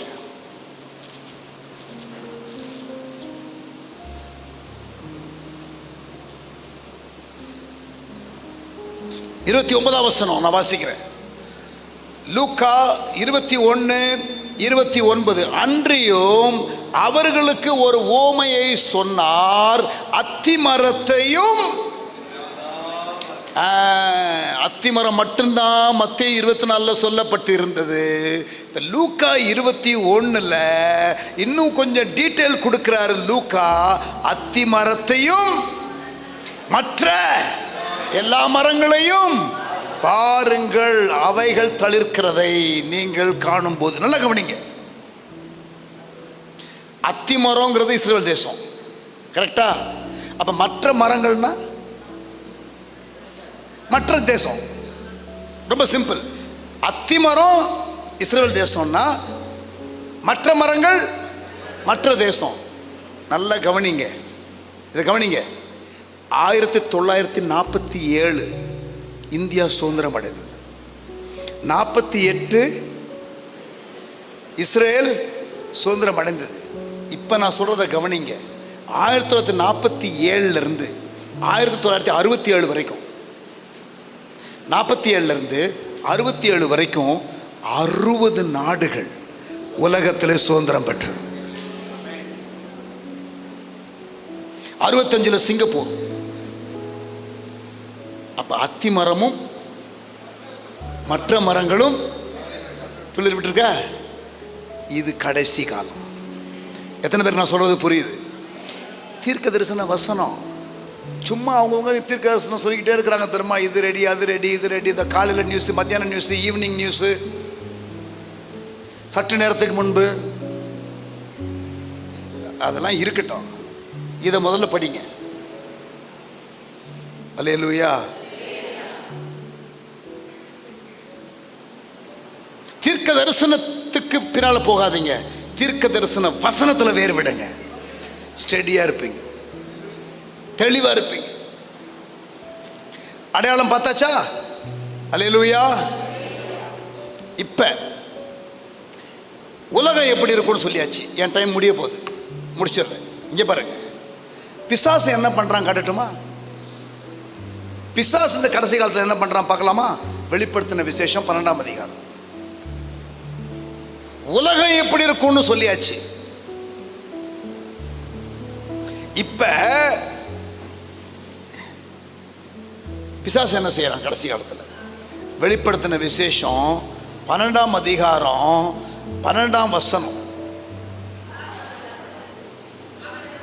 நான் வாசிக்கிறேம்மா. ஆகையால் பரலோகங்களே, அவைகளில் வாசமாய் இருக்கிறவர்களே, களி கூறுங்கள். பூமியிலும் சமுத்திரத்திலும் குடியிருக்கிறவர்களே, ஐயோ, பிசாசானவன் தனக்கு கொஞ்ச காலம் மாத்திரம் உண்டென்று அறிந்து மிகுந்த கோபம் கொண்டு உங்களிடத்தில் இறங்கினபடியால் உங்களுக்கு ஆபத்து வரும் என்று. பிசாசு கொஞ்ச காலம் மட்டும் உண்டு என்று சொல்லி அவன் என்ன பண்றான்? மிக வேகமாய் செயல்படுறான். இந்த கடைசி காலத்தில் பிசாசனுடைய அட்டகாசங்கள் பலமா இருக்கும். அடுத்த இன்னொரு காரியம், அவன் வேகமா செயல்படுறான். சரி, இந்த வேகமா செயல்படுற, தீவிரமா செயல்படுற பிசாசை எதிர்க்கிறதுக்கு நீங்க எப்படி ஜெயிக்கிறதுக்கு என்ன பண்ணணும்? அதுக்கு முந்தின வசனம், பிசாசை எப்படி ஜெயித்தார்கள் அவர்கள்? ஆட்டுக்குட்டியின் ரத்தத்தினாலும். இங்க பாருங்க, நான் இப்ப கேட்டப்ப நீங்க எத்தனை சொன்னீங்க? ஆட்டுக்குட்டியின் ரத்தம், அப்புறம் 2 தானே சொன்னீங்க. இதுதான் பிசாசு நம்முடைய மனக்கண்களை குருடாக்கி வச்சிருக்கிறோம். அங்க 3 இருக்குது. ஏன் ஒன்ன விட்டீங்க? சொன்னது முதல்ல இருக்கிறதே விட்டுட்டீங்க. ஆட்டுக்குட்டியின் ரத்தம் சாட்சியின் வசனம், ஆட்டுக்குட்டியின் ரத்தம் சாட்சியின் வசனம். யாரும் இல்லைன்னு சொன்னது? 3வது என்ன சொல்லப்பட்டிருக்கு? அதுதான் முதல்ல சொல்லப்பட்டிருக்கு. அதை ஏன் சொல்ல மாட்டேங்கிறீங்க? இந்த கடைசி கால பிசாசை யார் தெரியுமா ஜெயிக்க முடியும்? மரணம் நேரிடுகிறதா இருந்தாலும், உயிர் கருப்பட்டின்னு சொல்லி பயந்து ஓடுறவன் ஜெயிக்க முடியாது. செத்தாலும் சாகிறேன்னு நிக்கிறவன் தான் கடைசி கால பிசாசை ஜெயிக்க முடியும். ஆட்டுக்குட்டியின் ரத்தம் ரைட், சாட்சியின் வசனம் ரைட், அதோடு கூட சாகிறதுக்கு ரெடிங்கிற அவன் தான் ஜெயிக்க முடியும் இந்த கடைசி கால பிசாசை. இல்லைன்னா உங்களை சாப்பிட்டு போயிடுவான். அல்லேலூயா சொல்லுங்களேன். இந்த முதல் கருத்து சொல்ல மாட்டாங்க.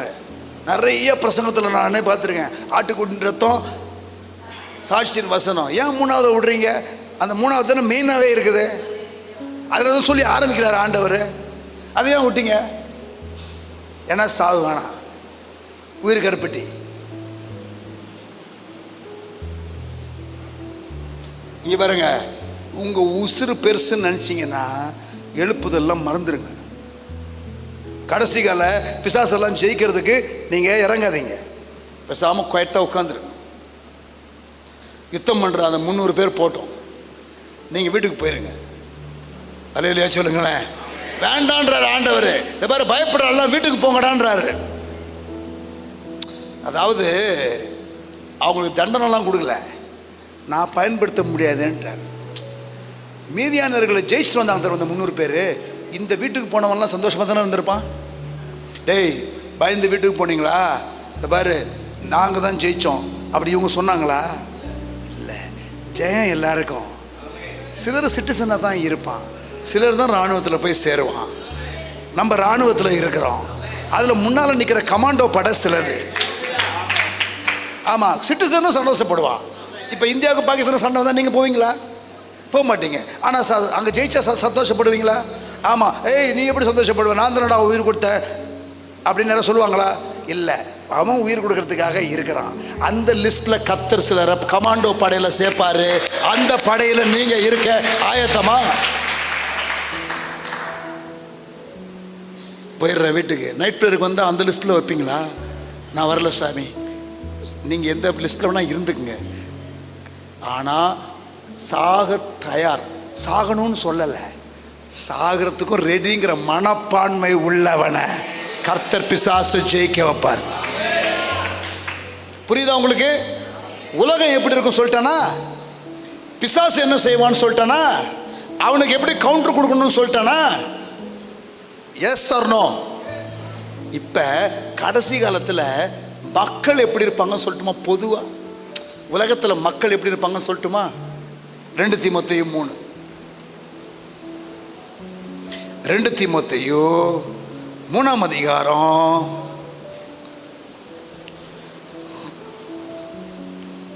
5 வசனம்.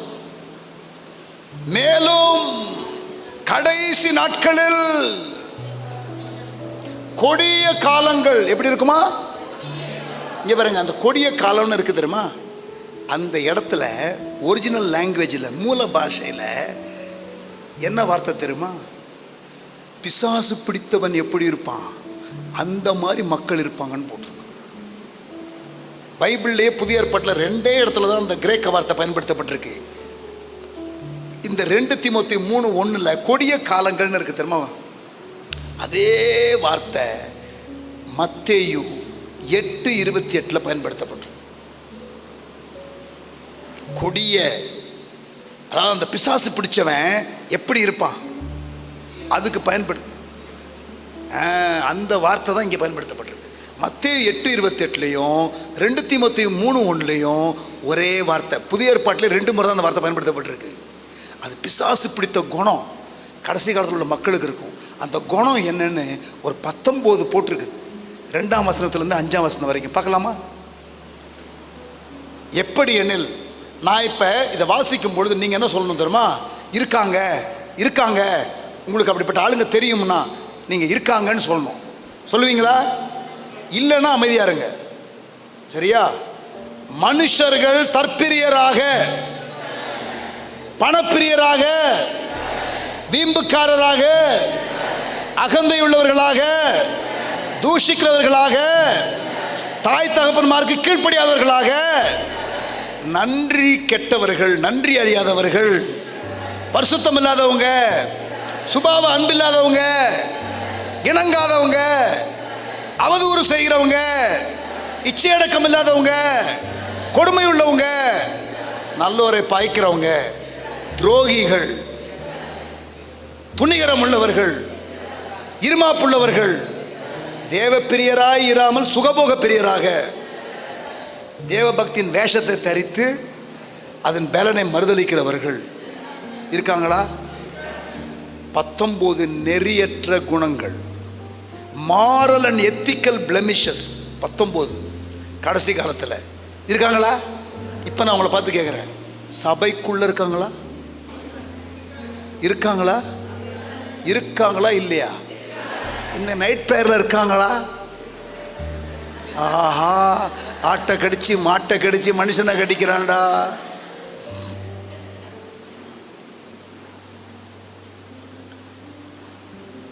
இப்போ நான் அவங்கள பார்த்து கேட்குறேன், ஊழியக்காரங்களுக்குள்ள இந்த குணம் இருக்கா?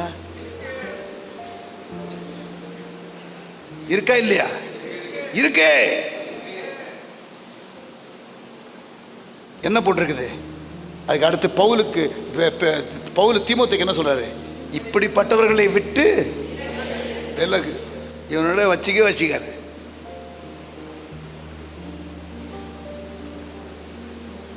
இப்படிப்பட்ட மக்கள் இருப்பாங்க இந்த கடைசி காலத்துல. இவர்களுக்கு என்ன பண்ணணும்? வேத வசனத்தை நீ பேசும்போது உபதேசம், கடிந்து கொள்ளுதல், சீர்திருத்தல், நீதியை படிப்புக்குதல், அடிச்சு தள்ளு, கண்டனம் பண்ணு, கடிந்து கொள்ளு, புத்தி சொல்லு. கடைசி காலத்துல இங்க பாருங்க, கடைசி காலத்துல உலகம் எப்படி இருக்கும்? அடையாளங்கள் மத்தேயு 24. பிசாசு என்ன செய்வான்? வெளிப்படுத்தின விசேஷம் 12, 11, 12. உலகம் எப்படி இருக்கும்? உலகத்தில் உள்ள மக்கள் எப்படி இருப்பாங்க? அவங்க நடுவில் ஊழியம் எப்படி செய்யணும்? வசனத்தை வச்சு. பிசாசை எப்படி ஜெயிக்கணும்? வஞ்சகத்துக்கு எப்படி தப்பணும்? பயப்படாம எப்படி இருக்கணும்? எப்படி இருக்கும் இந்த கடைசி காலத்தில்? எப்படி நம்ம இருக்கணும் அப்படிங்கிறதெல்லாம் உங்களுக்கு நான் சொல்லி கொடுத்துட்டேன். எத்தனை பேருக்கு ஆசீர்வாதமாக இருந்துச்சு?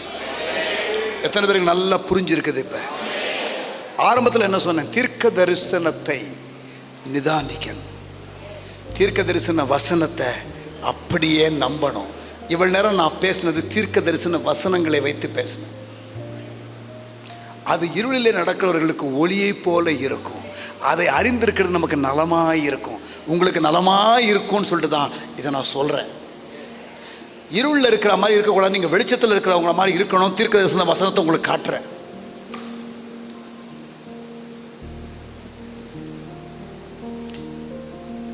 டெவில் ஸ்பீடுன்னு ஒன்று இருக்கும் கடைசி காலத்தில். ரெவலேஷன் 12:11. அதை கவுண்டர் பண்ணுறதுக்கு காட் ஸ்பீட்.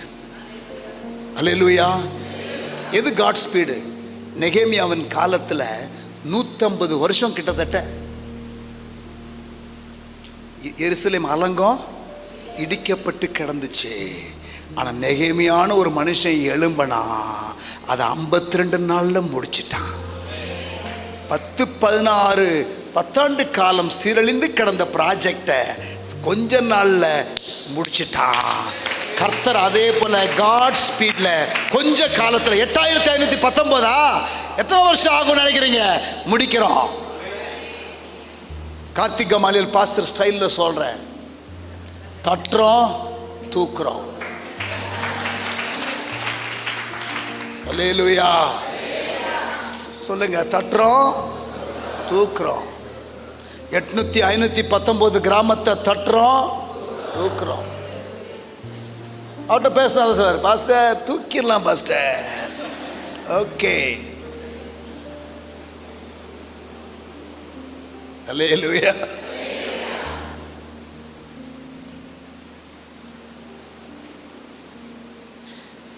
ஒரே இரவுல ஆரோனின் கோல், ஆரோன் கோலுக்கு உயிர் இருந்துச்சா?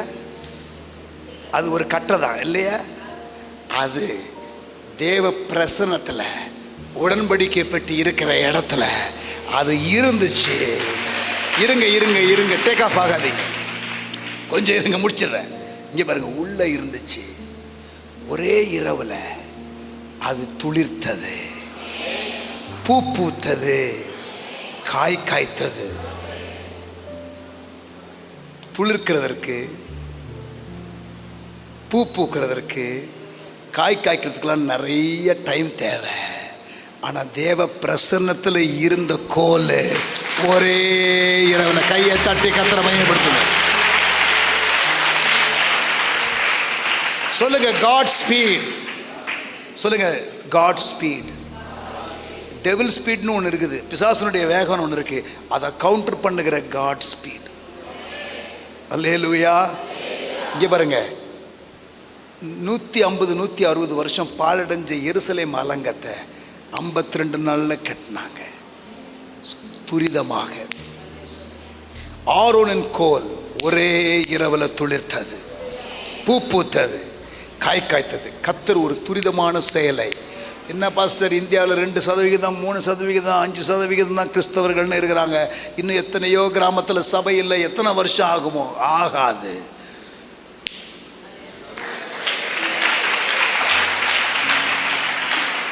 தற்றோம். அல்லேலூயா. இஸ்ரவேல் ராணுவம் பயந்துகிட்டு இருந்துச்சு. யாரை பார்த்து? யாரை பார்த்து? கோலியாத்தை பார்த்து. இஸ்ரவேல் ராணுவம் எதை பார்த்து பயப்படுது? ஆனா யார் வந்தது அங்க சீன்ல? தாவீது. அவன் என்ன சொன்னான் தெரியுமா? எட்ரா கல்ல ஓடுறா மண்டே. அல்லேலூயா. நான் சொல்றேன் எட்ரா கல்லுன்னு, நீங்க என்ன சொல்லணும்? ஓடுறா மண்டேன்னு சொல்றீங்களா? எட்ரா கல்ல, எட்ரா கல்ல.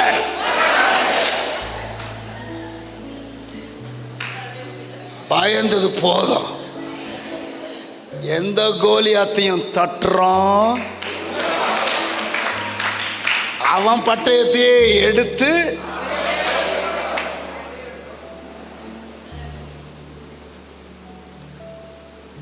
அப்படிப்பட்ட நாட்களுக்குள்ள வந்துட்டோம். பயப்பட நாட்கள்ல ஏவன் இருந்தான் என்ன? அல்லேலூயா. தண்ணீர் திராட்சரசமாகுது. என்னது? இங்க பாருங்க, ஒரு திராட்சை செடியை நட்டுனீங்கன்னா அதுக்கு டெய்லி என்ன பண்ணணும்? இன்னைக்கு ஊற்றணும், அப்புறம் நாளைக்கு, அப்புறம் டெய்லி ஊற்றணும். ஊற்றி ஊற்றி ஊற்றி ஊற்றி ஊற்றி ஊற்றி தண்ணி ஊற்றி ஊற்றி ஊற்றி கொஞ்ச நாள் கழித்து அது அப்படியே நல்லா வந்து திராட்சை வரும். அதை காத்திருந்து கரெக்டாக ஒரு நாள் பறித்து அதை நீங்கள் நசுக்கி ஜூஸு போடணும். தண்ணியை ஊற்றுறதுக்கும் திராட்சை ஜூஸு வர்றதுக்கும் ரொம்ப டைம் ஆகும். ஆனால் இயேசு வந்தார்னா தண்ணீர் திராட்சை ரசமாகும்.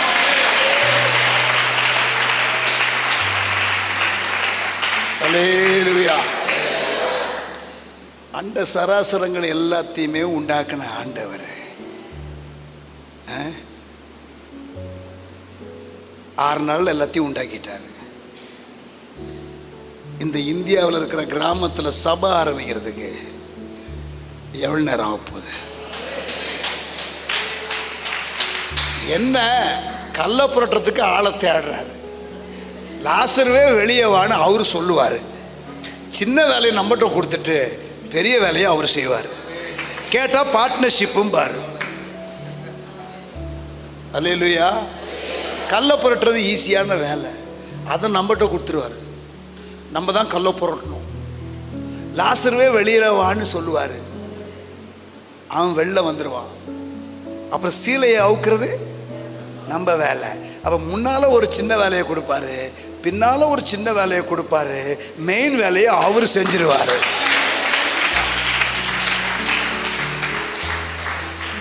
யோர்தானில் காலை வையும் பாரு, அதை பிளக்கிறது அவர் வேலை. கோலை நீட்டும் பாரு, கடலை பிளக்கிறது. அப்போ இதில் வந்து இந்த ரிவைவல் ரிவைவல் ரிவைவல்னு பெருசாக பேசுகிறோமே, ஒன்றும் இல்லை. கோலை நீட்டுற மேட்ரு, கால் எடுத்து வைக்கிற மேட்ரு, கல்லை புரட்டுற மேட்ரு, தண்ணியை ஊற்றுற மேட்ரு, மீதி எல்லாம் தானாக அவர் செய்வார்.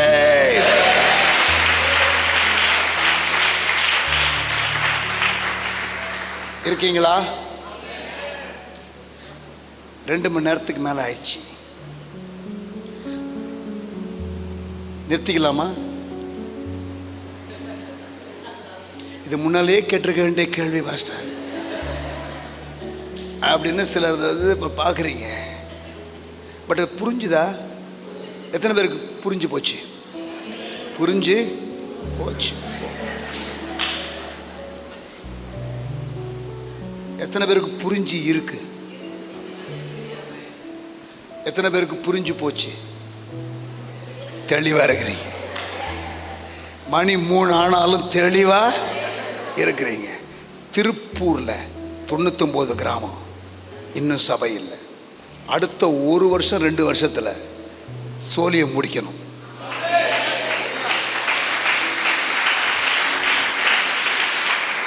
தமிழ்நாட்டில் திருவள்ளூரில் 65 கிராமம் தான் சபை இல்லை. 102 கிராமம் தூத்துக்குடியில் சபை இல்லை. விழுப்புரத்தில் 512 கிராமத்தில் சபை இல்லை.